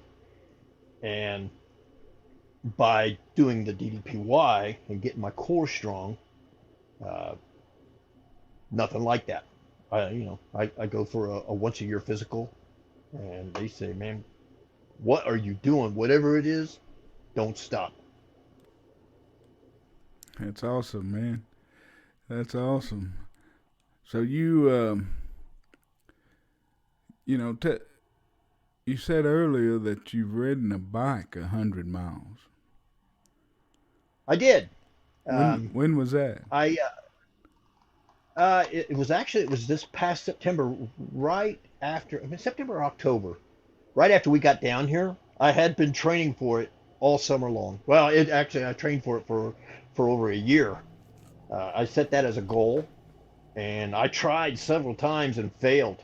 Uh, I'd made it 60, 70, 80 miles, and I actually think I made it one time, but the app shut down on me. I made it out. What I would do is I would go out a certain amount of distance. I went out 55 miles and came back, but the app I was using to track me shut down. I guess I lost internet signal or whatever the case may be, but I lost it. So I didn't have any way to actually show proof that I did it, so I didn't count it. But after we got down here, um, I just felt it one day. I was like, man, you know what? I think this might be the day. I think I'm going to try this. And I went out and I did it, and it was a feeling of huge accomplishment, you know. Uh, and like I said earlier, I love riding bike. I'm very passionate about it. Um, but if it wasn't for doing the DDPY, there's no bike ride. Well, I mean, It's just that simple. that's what I was just sitting here thinking. A man that's on a walker for 4 years, um, living on a couch, to doing 100-mile bike ride, or even a 60-mile bike ride, is amazing. It seems like on the bike you're sitting on a little bitty seat, and every little bump on the road jars your back. It's just amazing Yeah. to me that Yeah. you can do it, with all your back Um, issues. and you know what? Here's another thing about riding bicycle that I find just astonishing. And it has to be DDPY related. It has to be core related. And I'll tell you why. Because when I'm on the bicycle, and I tell you, I told you before that, I live with a constant 2-3 pain level every day. That's just life. And it's very manageable for me. That doesn't mean shit to me compared to living with a 7-8-9 every day. So, having that lower level that's a break for me. But getting my core strong and being able to ride a bike, and I don't know why it's like this, but it is. I have absolutely no pain when I'm on the bicycle. I don't have drop foot when I'm on the bicycle because the gyration of, constantly pedaling and my foot's in a stirrup, there's no drop foot. Everything about being on the bike, I'm back to being me. There's no there's and I hate this. By the state of Ohio, I'm 100% disabled, and I hate that term. I'm not disabled. I might be a little broken, but I'm not disabled. And when I'm on the bike, man, it's just there's no disability, there's no pain, there's nothing. There's just nothing. There's just nothing but just euphoria. It's just a beautiful thing for me. Do you clip So in? I'm really, pardon me? Do you clip in? No, I can't do that because my foot doesn't function. The right foot doesn't function, so I can't clip Yeah, in. you can't get the heel. Uh, Can't make your heel come out, I guess. uh, right. Yeah, So I use the old-fashioned straps. The old, we're talking about the yeah, old boot, or yeah, what are they? Like a stirrup strap. yeah. I use those, and it keeps my foot in place. The only bad thing about that is if somebody cuts me off or something, I can't get my foot out quick enough to respond. I've fallen over a couple of times. Well, man, But I tore up my little brother's custom-made bike falling. I was clipped in, and I forgot how to unclip in a moment of panic. Pull up to a stop sign, and you just fall over. You feel like such a dumbass, but yeah. I did it to the right, and I pushed that derailer into the damn spokes, and Oh, um, I don't know. That's a whole nother story. But I had to fix some of my little brother's custom made bike after that fall. But man, you feel like such a fool when you fall over with your feet in the damn pedal of the yeah, bike. yeah, yeah. And you just go boom. Yeah. I mean, there's nothing you can do about it. Uh, No. uh, the, One of the first time I ride a Cannondale CAD 3, and I love that bike. And when I first got it, I was out riding, and I learned a valuable lesson that I came up to a stop sign, and the car that was coming towards me from the left waved me through. Said, "Come on, it's okay, I'll wait." Waved me through, and like a dumbass, I went ahead and went. And then as soon as I started to pull out across traffic, here come a car around the corner and caused me to fall over, because I had no place else to go. I had to stop and get out of the way. So that moment, I learned, nah, you go first, car, and then when nobody else is coming, then I'll go. So people all the time, they go ahead, go, and I'm nope, pass on that. But actually, 2 weeks ago, I was going to tell you this earlier, and I forgot about it. 2 weeks ago, are you familiar with David Goggins? Yeah, yeah. I listened to his book, Can't Hurt Me. Yeah. Yeah, I did too. Hmm. One of my favorite books. Well, then you're aware of his 4x4x48. Is that where he rode all to 24 hours? Or You do 4 miles every 4 hours for 48 hours. four? Wait a minute. And Say I that again. participated. 4 miles. You No, no. do I guess I wasn't aware four of that. miles. Yeah, 4 miles every 4 hours for 48 hours. No, I And hadn't I heard. trained for that thing. I trained for that thing for over a year, and I participated in that this year, and I completed it. And Wow. it beat the hell out of me. But I'll tell you what, I wouldn't trade it for anything. Uh, Matter of fact, um, two of the people that are in my tribe, Rodney Mason and uh, Catherine Gerard, they both participated in it. Catherine did rowing on a rowing machine every 4 hours, and Rodney rode his inside bike. He's got an inside trainer. But I actually went out and not that I'm better than they are, but Yeah. I actually hit the road and did my 4 miles. But yeah, we participated in that, man.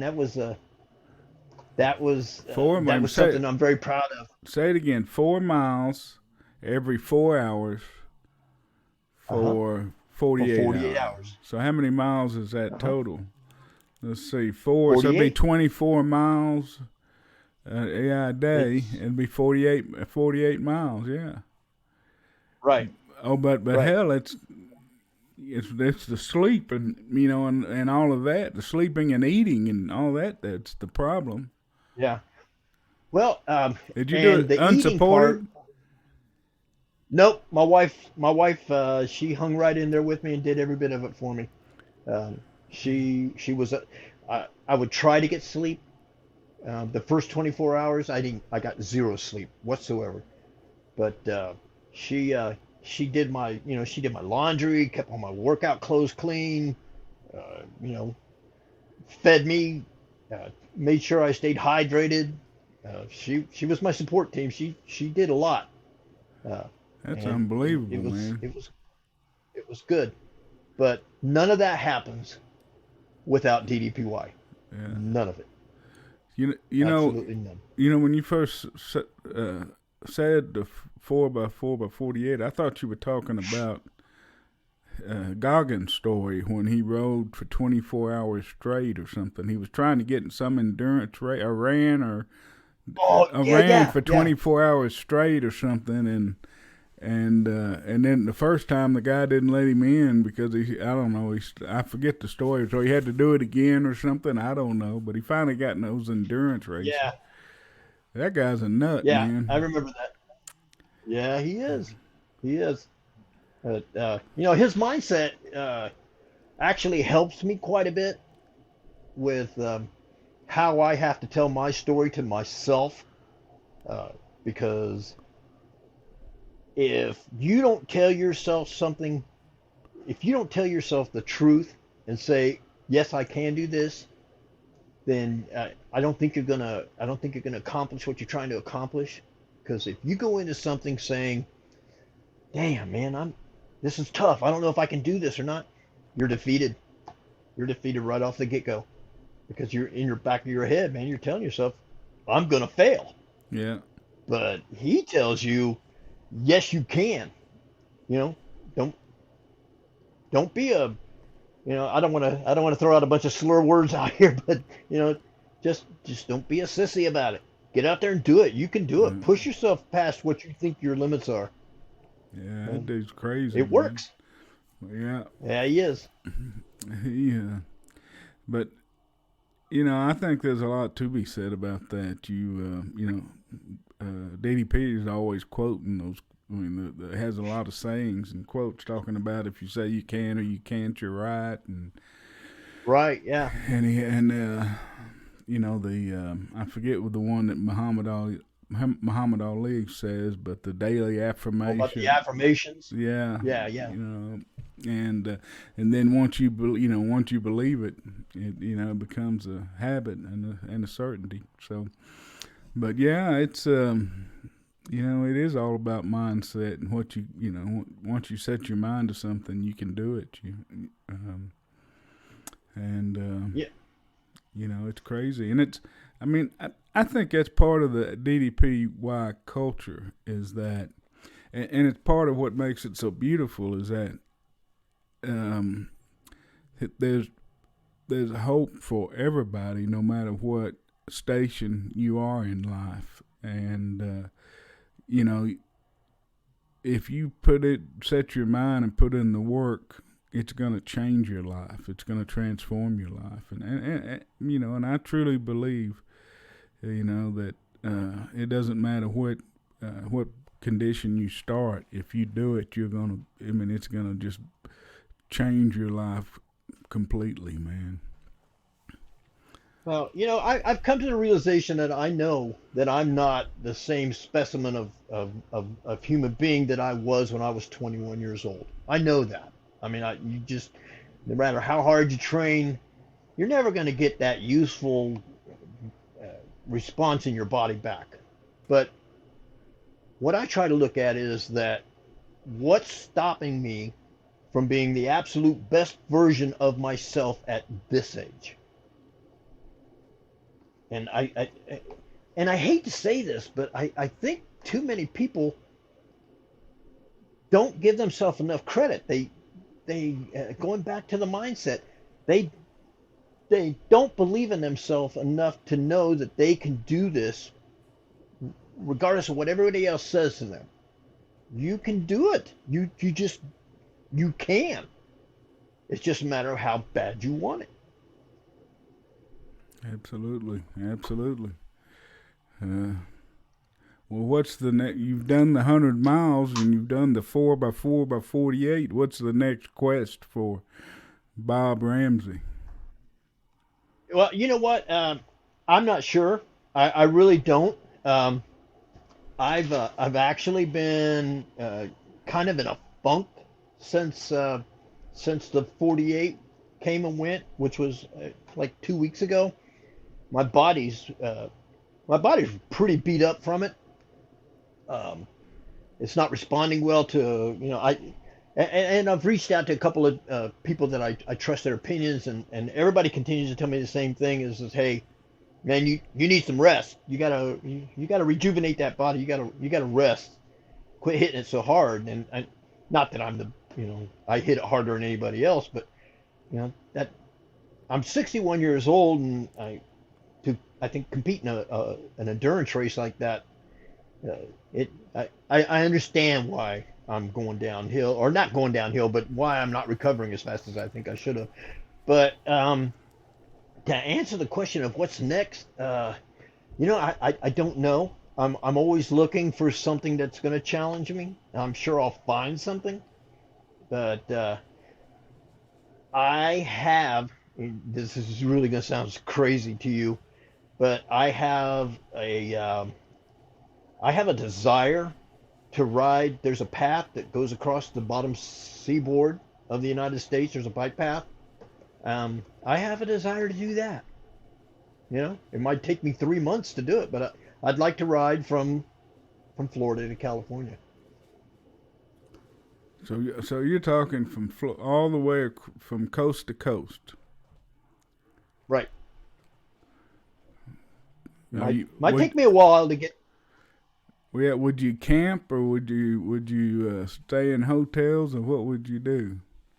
I I'd probably stay in hotels. There's there's actually quite a few paths that go across the United States that people bike. Um, there's one that there's a bike path that goes from Cincinnati to Pittsburgh. It's the old C&O or B&O railroad path. I might try that first. I think it's 460 miles, something like that. 480. I may be wrong, but anyway, I think I might try that first. But I really want to try this at some point uh, Is to do that across the United States. is that path up there in Ohio? Is it paved, or did they leave that, or is it like mountain bike, like rock? Like that kind of trail. It's a paved path, but there are some areas where it can get pretty sketchy. Uh, I, you can see it on YouTube where different people have done it. Um, I you know I've seen guys have to pick up their bikes and walk across certain like walk across a creek or something like that. But yeah, for the most part, it's paved, Are and you gonna there use are. you gonna use your road bike, or you gonna get you a gravel bike? You know what? I have a recumbent bike it's a three-wheel bike that I would probably use. Oh, really? Is that like where you're Yeah. almost laying down and you're Yes. yeah? Well, that's cool. Is that what you did the four by? No, you said you did that on a Cannondale. Yeah, I did that on a Canada. I wanted to get Yeah, those miles done as quick as I could and try to get some yeah. sleep. Uh, But the but long, but the long one you the do on a recumbent bike. right. Yeah, I think so. Now I don't know about you know if I was to ride across the United States, I think I think I would probably use the Cannondale. But knowing that trail that goes from Cincinnati to Pittsburgh, on that particular trail, I think I would use the recumbent because it's more designed for rough trail, rough, where the trip that you got across the United States, um, it's all freeways and roads and there's been a lot of people who have done it, so they made it pretty easy for you as far as Mm. where you can uh, where you can go from point A to point B in a destination of a day, uh, you know, and where they've already got different hotels staked out, and there's charging stations along the way to if you need to take a break, charge your phone up, stuff like that. They've already got all that stuff mapped out. Do you know So anything about the Hotter Than Hell 100 in Wichita Falls? no, no, I'm not You ought familiar to with that at you ought all. to check it out if you're if you're that since you're passionate about biking. But it's got that's probably the premier biking event, definitely for Texas, probably in I think the Southwest or something. But anyway, like 13,000 bicyclists go to Wichita Falls for that event in a year, they estimate. And but anyway, that I did. They've got the road bike route, which the shorter routes are the biggest ones, 100 miler. And which well, good thing about Wichita Falls is it's fairly flat up there. It's in the north part of Texas, right before Oklahoma. And not Uh-huh. in the Panhandle. It's down here on the bigger part of Texas. But anyway, but it's not just a road bike race. They've got a gravel bike race. They've got a mountain bike race. They've got speed racing, some kind of speed racing event. It's like a 4 day biking event, Ooh. and there's a there's vendor fairs and like with the road bike race, it's the best support system you've ever seen. Every 8 or 10 miles, there's a people gear up all year to go out and have their each they have like contests between the support, who's going to have the best support for the bicyclists and different things. I mean, it's a really neat event. And but if you're a David Goggins type person, they do combinations where they do 2 or 3 events through the span of 2 or 3 days. They do you can do the mountain bike, and you can do the road bike, and you can do the gravel if you want to, back to back. And or there's an event where people throw in a marathon. I mean, it's like that. There's for the for the endurance enthusiasts. There's any event that you want to punish yourself up there in Wichita Falls over that weekend, and it's in That's August. a good way to Yeah, I mean, that's a so good way to describe it. oh man, it's I don't know how those people do it. Like some of them they do it in the middle of the night, like the gravel or the mountain. I mean, it's crazy what they do up there. But anyway, if you're into biking, you need to, and you're in Texas, you ought to check out that it's in August every year. It's called the Hotter Than Hell 100. But anyway, I didn't want to. Hey, if you have any information about that, will you message it to me later? Yeah, I'll send it to you, man. It's hey, but don't say I didn't warn you. It's that's it's tough for them some bitches up there. But my little brother says that one down there at the coast is tougher than that 100 up there. So I don't know.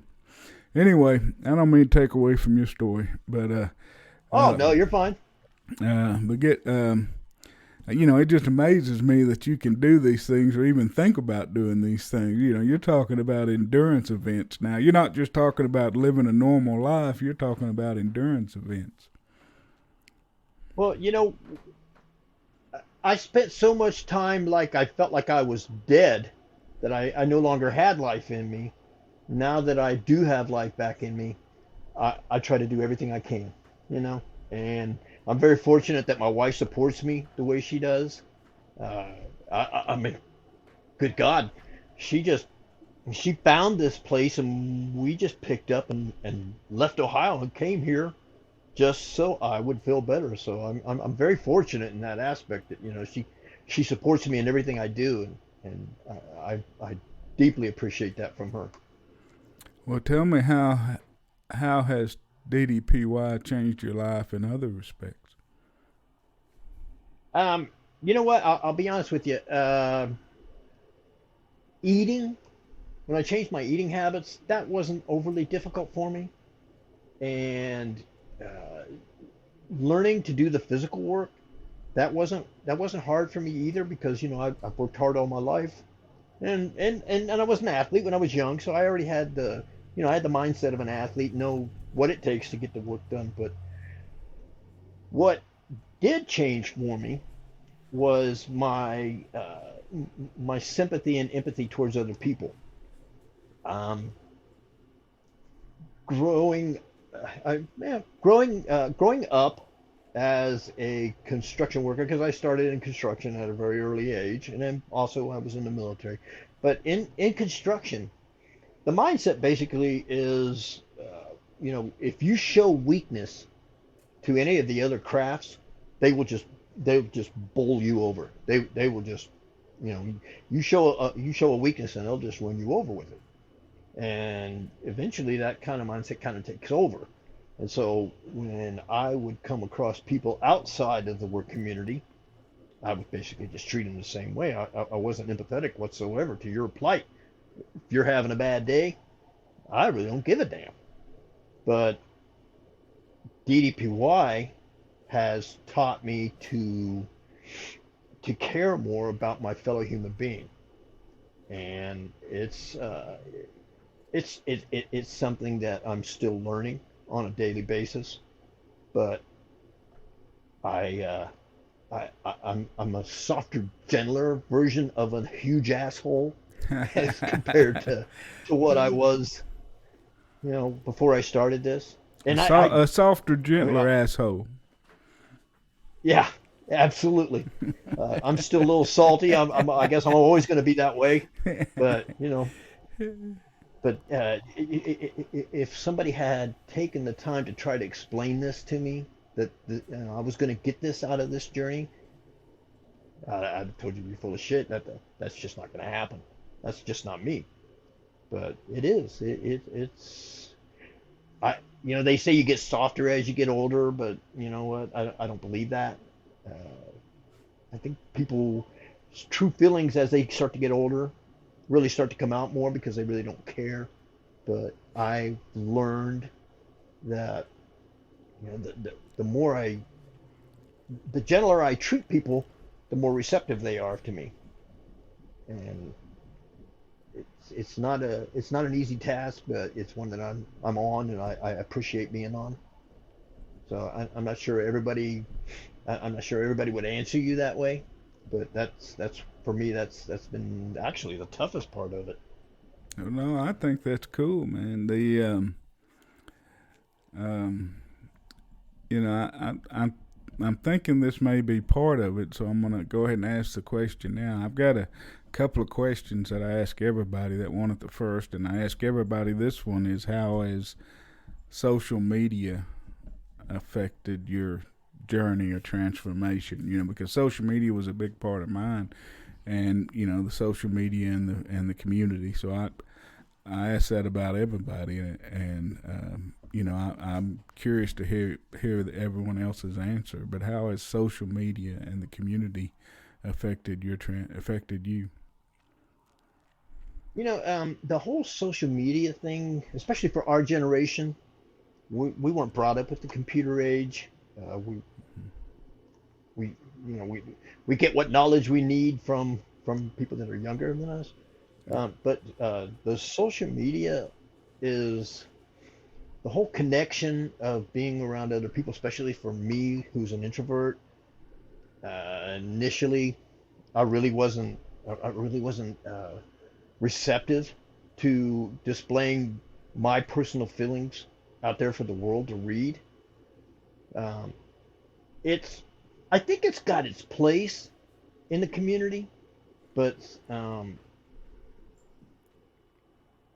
this is probably going to get it's probably going to be a bad review about what I'm going to say, but I think too many people in the DDPY community are too focused on the circus of being noticed instead of actually doing the work that it takes to be successful, more people are just, I think, are look at me, look at me, look at me, where they should be more focused on doing what they need to be successful.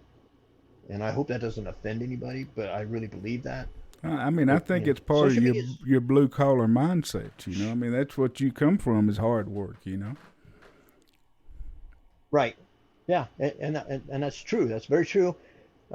And I wish that uh, that the community didn't have to have that mindset of wanting the attention that uh, you know I that uh, Dallas quoted, or Dallas made a comment on my post, or Paige made a comment, or Yoga Doc made a comment, or whoever, who's ever the flavor of the week, they made a comment about me. I wish people wouldn't get so caught up in that.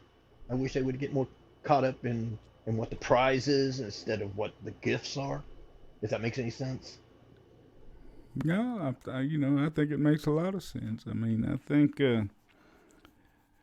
the prize is definitely um,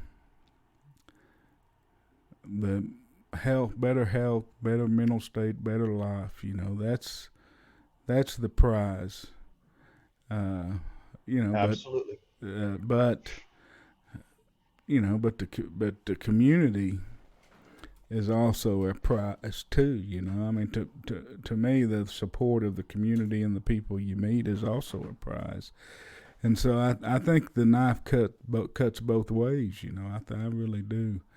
And, what's neat about this community is there's so many people, supportive people in it, that whatever you need, there there's a group out there that are of like minded in the community, and will support you and do whatever you need to get you healed, to get you better. I mean, it's an unbelievable community. It's true, and but I think my point. I don't want you to take my point the wrong way. I think people need to post more about um, what they've owned in doing this, as opposed to how many likes they can get. I think that's probably where I was going with that more than. And I'm not saying you're disputing what I'm saying. I'm just saying that Yeah. I think too many people worry about how many likes they can get on any one post that they give. You know, Are you a member of the DDP Yoga Facebook group? I am, I Yeah. am, and I've left it a couple of times because I get aggravated. Uh, I get aggravated with the admins because they'll yank something down that I post that, I get I get their point. Their point is it has to be DDPY related, and I get that, and I get aggravated because I might post something that might not necessarily be directly related. I get that. So I've been back and forth a few times. Uh, but And yeah, I'm an active. I can tell you, I've done the same thing. Along this journey, um, get aggravated with the admins, but I just what that community does is such a great um, community. I mean, my hat's off to them. Whatever they're doing works, and it's so supportive. So It does. It's I very supportive. yeah, and so I just I think of it like, you know, I don't, I try to stay. I just try to, like they got jumped. They took my stuff down for doing those time lapse deals, and different things. Even though it was DDP yoga, they didn't time lapse, and in certain you couldn't show certain things, and so you know I just got to where I accepted their um, standards as best I could, and I try to stay within them because I know that the in this case the ends is such a beautiful product that I'm not going to challenge it anymore. I mean, I they You're right. they do what they do, and it's beautiful, and I need to respect their process. And you're absolutely right. And you know what? And you made a very valid point. I've come to the realization that I'm not going to change how they feel and what their policy is. Yeah. So if you want to be a member of that community, an active member, then you got to play by the rules. So that's what I try to do. Uh, and but yeah, the community in itself is so receptive to everybody and anybody who wants to come in there and be supported. That's what they're really there for, and there's nothing about that that's just it's not a beautiful thing. Yeah. All right, man. The let's see. You've been to the performance center. I know we talked about this yesterday. Tell us a little bit about that. Um, Last summer, I got a DM from Roman Rizal asking me if I would be interested in coming down to Smyrna with some other veterans to participate in a program that they're trying to put together called Warrior's Purpose. And immediately I was like, oh hell yeah, I'm all in. Uh, I anything I can do to help a veteran, I'm there. And so uh, we we things developed and they evolved and it came time to go to Atlanta, and they flew people in from all over the United States, and I think there was a total of 10 of us, five guys, five women, and we met down there, and and instantly there was just this bond with the veterans, because once you're a vet, you're always a vet, and it doesn't matter if you're Navy and I'm Army, or we can kid back and forth with each other, but nobody from the outside can mess with that fellow veteran. And it's an amazing thing when a bunch of veterans get together. They don't have to find something in common or to talk about it, because they've already got something that is common, and there's something there that just is amazingly beautiful. It just comes together, and we're here. I'm supporting you on this, and you supporting me on that, and let's just get this done. Um, I don't think I want to go too far into detail as far No. as what happened down there with the chaos, Yeah. if that's all right with you. No. Just no. I just talk about what what good came of it and what you did. What Um, what so was what we did was what was the purpose and we what happened? I mean, what uh, all did y'all do and that kind of thing. Well, I know it hadn't come out yet. DDP hadn't put it out yet, so I don't know. But I guess it could be advertising for them if you talk a little bit about what to expect and that kind of thing. uh, from what I understand, this past Veterans Day, they announced that they were coming out with the Warriors Purpose program. And what it is basically is they brought the veterans all together, and we did workouts with Dallas, and we did workouts with Paige, who she is brutal to work out with. I mean, that woman is tough. She is tough. And we did a workout with Yoga Doc, and Scott French led some of the activities, and it was 4 compacted days of just nonstop workouts. Like, you were in for a rotation, and then you were out for a rotation, then you were back in. So you were getting your workout, your grind in while you were there. There was just absolutely no two ways about it. Uh, and they put us up in the Sheridan down there in Atlanta. It was a beautiful thing. All the rooms were deluxe suites. Nobody shared a room. We were all in our own suites, and it was just so, I don't know. It was organized in a beautiful way. Let me tell you a little bit about what happened on the very first day of filming. Uh, They pick us up at the Sheridan, and they take us to the PC, and we're there at the PC for the very first time, and we're all standing out there in the filming area, waiting for Dallas to show up, and Dallas and Paige, and they walk in the door, and immediately Dallas starts going around the room and sticking his hand out and saying, "Hi, Rob, I'm Dallas. Blah blah blah blah blah blah blah." And then you go to the next person. You spend a few minutes with you, telling you, uh, what he knows about you, what you're up to, what you've been into. And then you go to the next person.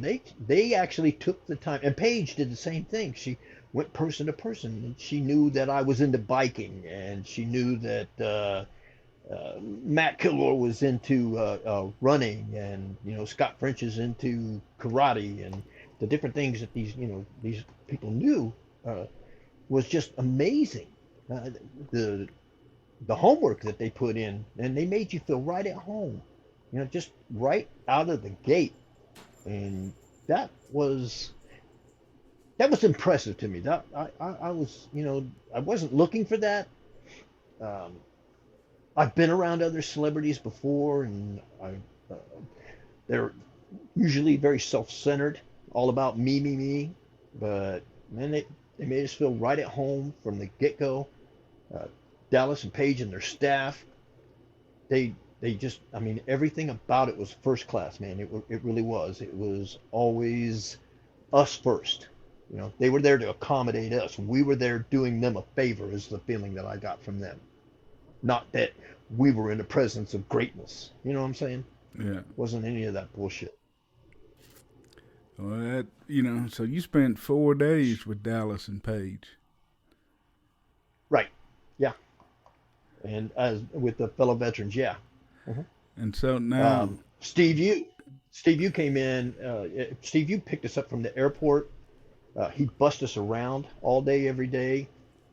Took us to lunch. Well, actually, they brought lunch in, but I mean, he took us to dinner every night. I mean, this guy's a multimillionaire, but he's out just, he doesn't flaunt that. He doesn't give that air off. He's just a really down to earth, really good dude. I mean, he just really is. for those that don't know, Steve Yu is the president of DDP Yoga, and Dallas's partner.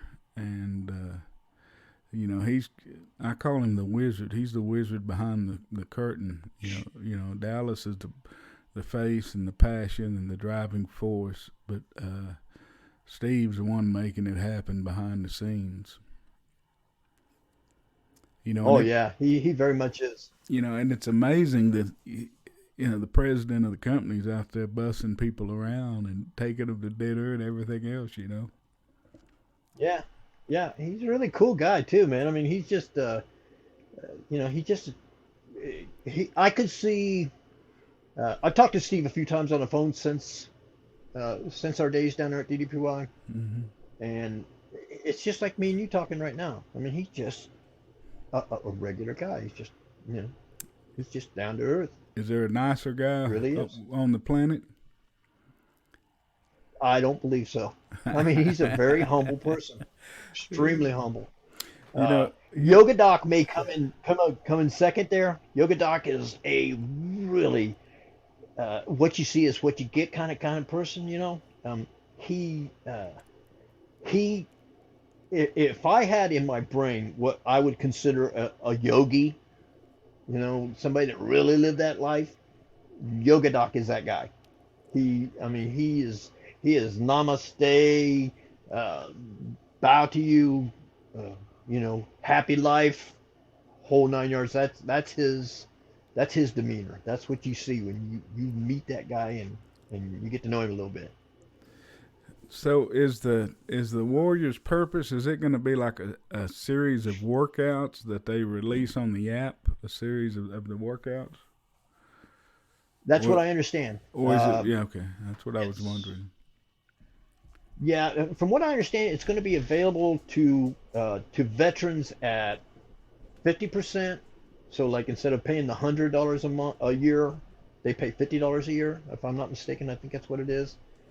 And at first, I think they said they were only going to make it available to veterans, but I think I, I don't want to overstep my bounds here, but I think they said that they changed the way of thinking on that, and that they're going to make it available to everybody.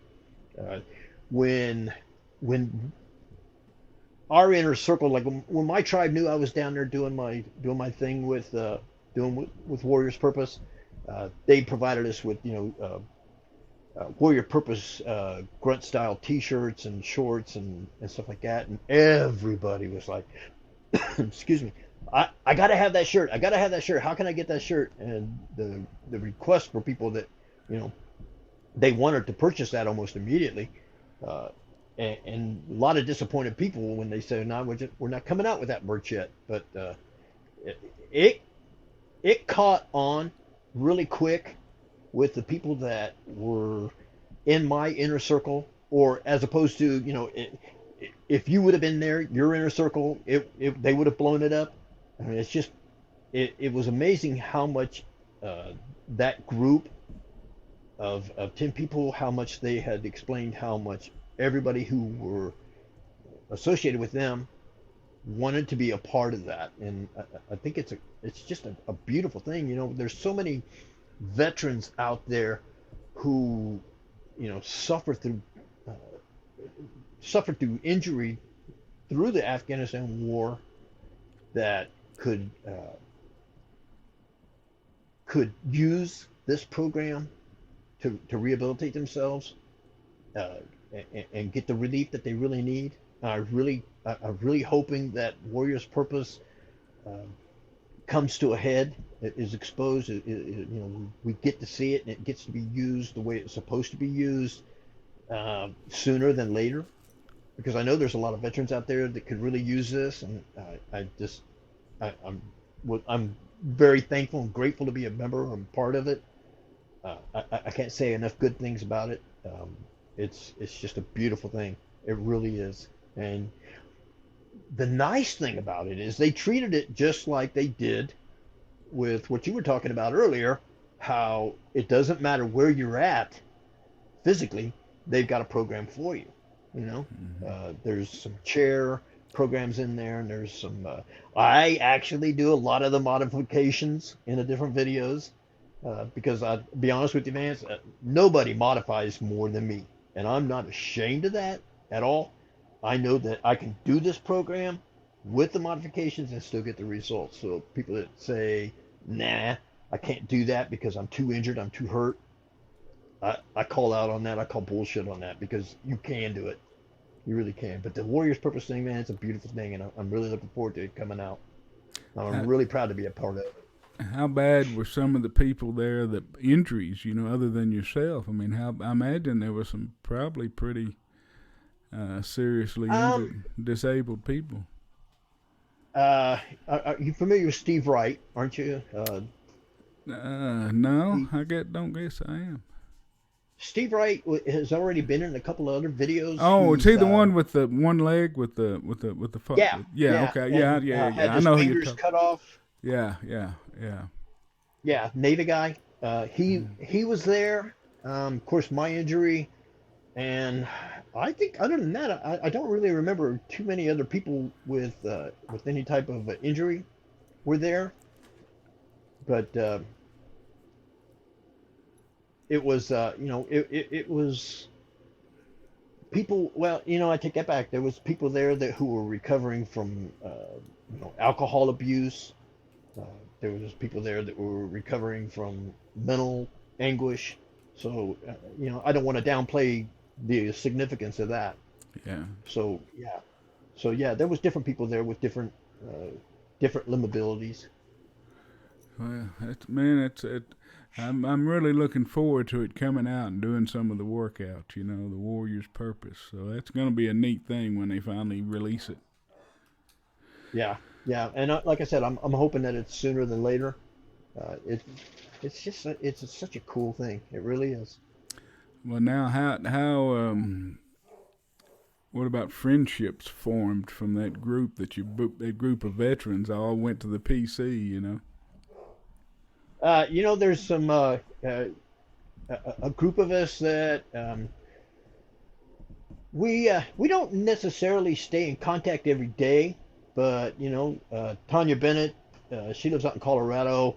She she'll post something and I'll make a joke about it, and we'll do like there's a little dark humor on different things, something that vets would probably only get.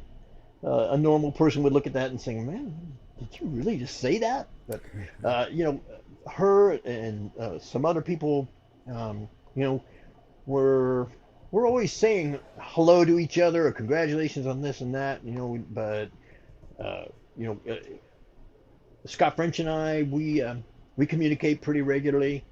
But yeah, I I I I feel like it's a friendship that will always be there with those people. I don't want to say that I talk to them every day. I don't. I'm not gonna lie or lead people on to say, "Yo, yeah, we had this experience, this 4-day experience, and now I'm your lifelong friend." But it that that friendship is there, and I think it's probably more because we are collectively veterans, and than more than if it was just 10 people who got selected to go to the PC and do a bunch of videos. Oh shit, that's cool. Well, now you finally made it home here to the motherland. You got to Texas, and you're doing DDP yoga. I don't know what advice I can give you much more than that. I don't know. You might have reached the peak in life. I don't think so. I mean, I think I might have put my foot in my mouth with it, with saying that I want to bike across America, but it really is a goal. But you know what? I truly believe that there's always some place to go. You know, there's always uh, there's always something to challenge yourself with, and you know, I continue to see great results with this program.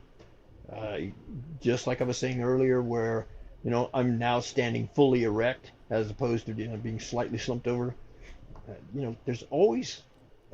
there's always something. I mean, I walk a little better now because my leg's so much stronger. In the thigh area, in the hamstring area.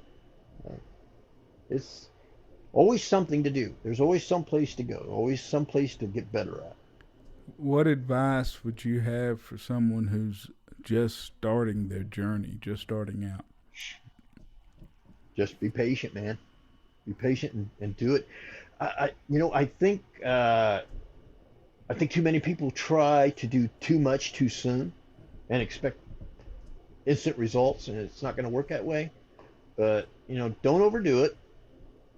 Get into the workouts, and if you're if you find something that's like, if you sign up for the beginner program and you find that it's too difficult for you, there's no shame in going backwards. You know, go back to the stand strong. There's nothing wrong with that until you're strong enough to get to the next step. Don't don't put too much pressure on yourself to be the same person that you were when you were a kid. Be the person that you are now. I like it. I like it. Let me look at my notes. I think I'm running out of questions, man. Let me look at my notes real quick. Um, let's see. Uh, touched on all that, I think.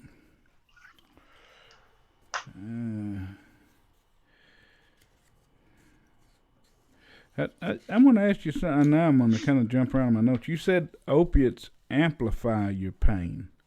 That seemed kind of. I made a note of that. That seemed kind of opposite of what I think opiates do. It seems kind of counter. And what did you mean by that? I meant to ask you when we were talking about it.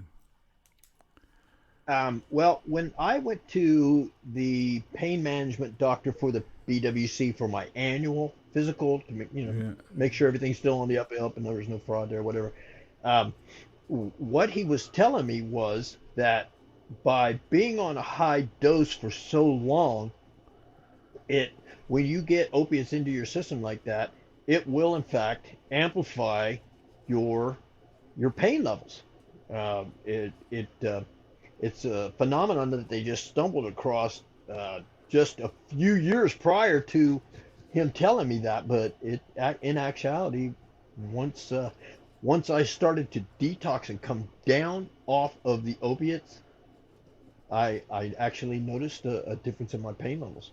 Wow. So it he wasn't trying to bullshit me in any kind of a way. He was telling me the truth. I'd never heard that before. Let's see.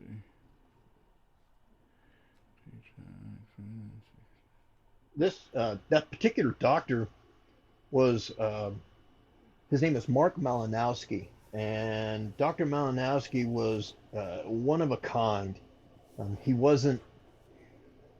he wasn't there to try to promote me into doing more drugs or giving you know, even different types of drugs. He was there telling me you don't need this shit. Get off of it before you die, and I'll forever be in his debt.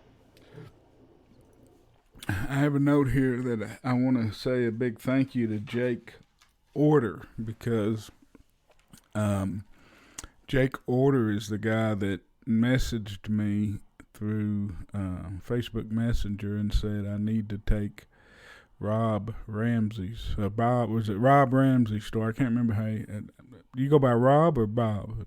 Yes, Rob. Rob, yeah, I think he said Rob Ramsey's story, and so Jake, I want to thank you very much for pointing out this story to me. I was not familiar with it, so I want to thank Jake for that, and I also want to tell Jake that he is welcome to be interviewed anytime that he wants to, because I want to hear his story. So. I'd like to hear that myself. You know, hey, you nominated Rob, but it's going to be your time in the hot seat at some point, Jake. Jake's one of a kind. I can assure you of that, and that will be a colorful interview. So yeah, I would probably pay to see that one. All right, man. Jake does a I was just going to say real quick, Jake does a lot of work. Jake's not a veteran, but he does a tremendous amount of work for veterans. He's probably the most patriotic guy I've ever met who's not a veteran, and he should be saluted for what he does. He does a lot. Very cool. You know, I've kept you now for 2 hours and let's see, 40 minutes. Any last parting words of wisdom you want to give out to people? You know, again, I just want to tell anybody who's out there who's struggling with pain, uh, this shit works. It does. And I'm 61 years old. I'm probably beat up more than anybody you've probably ever met, and it's turned my life around, and it'll turn your life around. Give it a chance. There can't be a better ringing endorsement of DDP Yoga than that, I can tell you. If it was, you know, if it was bullshit, I would call it bullshit, but it's not. It it works. You do the work, it'll work for you. All right, man. I look forward to see your next endurance contest that you put yourself through. I can tell you that 100 miles in Wichita Falls in August broke me of further endurance events. You know, that 100 miles broke me. I can tell you that. But you know, I've become a lot. You know, you've become a lot softer, gentler asshole. I've become a lot more softer, gentler in my quest in life. You know. So. I'm afraid that statement's going to come back to haunt me. So, but man, Rob, thank you for doing this, for letting me pick your brain. And again, I apologize for all the technical difficulties I had. I wasted your whole weekend trying to get this thing done. No issues, brother. So, but no issues at all. I'm retired. Yeah, so I'm sorry. And you're down there in the fishing world. It doesn't get much better than Port Isabel if you like to catch specks and redfish in the bay. So you're in the motherland of bay fishing down there in Port Isabel. So I'm jealous of that, I can tell you. Hey, come on down anytime, brother. I'm always here. I may take you up on that, except that the only thing that would keep me is the drive. I'd have to fly down there because it's a long drive. Yeah, shit. All right, Rob. I appreciate you doing this, man. And I want to let you know it'll come out not tomorrow, but the next Monday is when it'll be put out, and I put it out in podcast form, and so it'll be on. I think it's on most of the podcast feeds, but it will also be on my YouTube page, the Transform with Vance YouTube page. The video will be up there, so there'll be the video, and then there'll be the podcast, so it'll be out, and I'll send you the link when it comes out. But man, I appreciate that. Yeah, I appreciate you doing it, and don't hang up when we stop talking, because when we stop recording, because it's got to finish uploading. So thank you for doing this. Don't hang up. I'll stop the recording, but don't close the window. Don't disconnect. Don't disconnect. But thank you for doing this, man. I appreciate you doing it, and I look forward to seeing where you go next. Thank you for having me. I'm sure I'll find something. All right, man. I'll stop the video. Let's see. Thank you for listening to the podcast today. I'm your host, Vance Hines of Transform with Vance, where transformations begin every day. Please take a moment, if you will, if you like the podcast, to subscribe and follow, and you can find us on social media as well, either under Vance Hines or Transform with Vance. Please tune in and subscribe to our feed. You'll be able to hear lots of transformation stories. I'm in search of interviewing as many transformations as I can find. So if you have a transformation that you would like to have someone interview and have and appear on the podcast, just send me the name and number, message me, and I'll reach out to them and try to get them here. But no matter what, a better life begins on the mat. Get on the mat and start your transformation today. Thank you.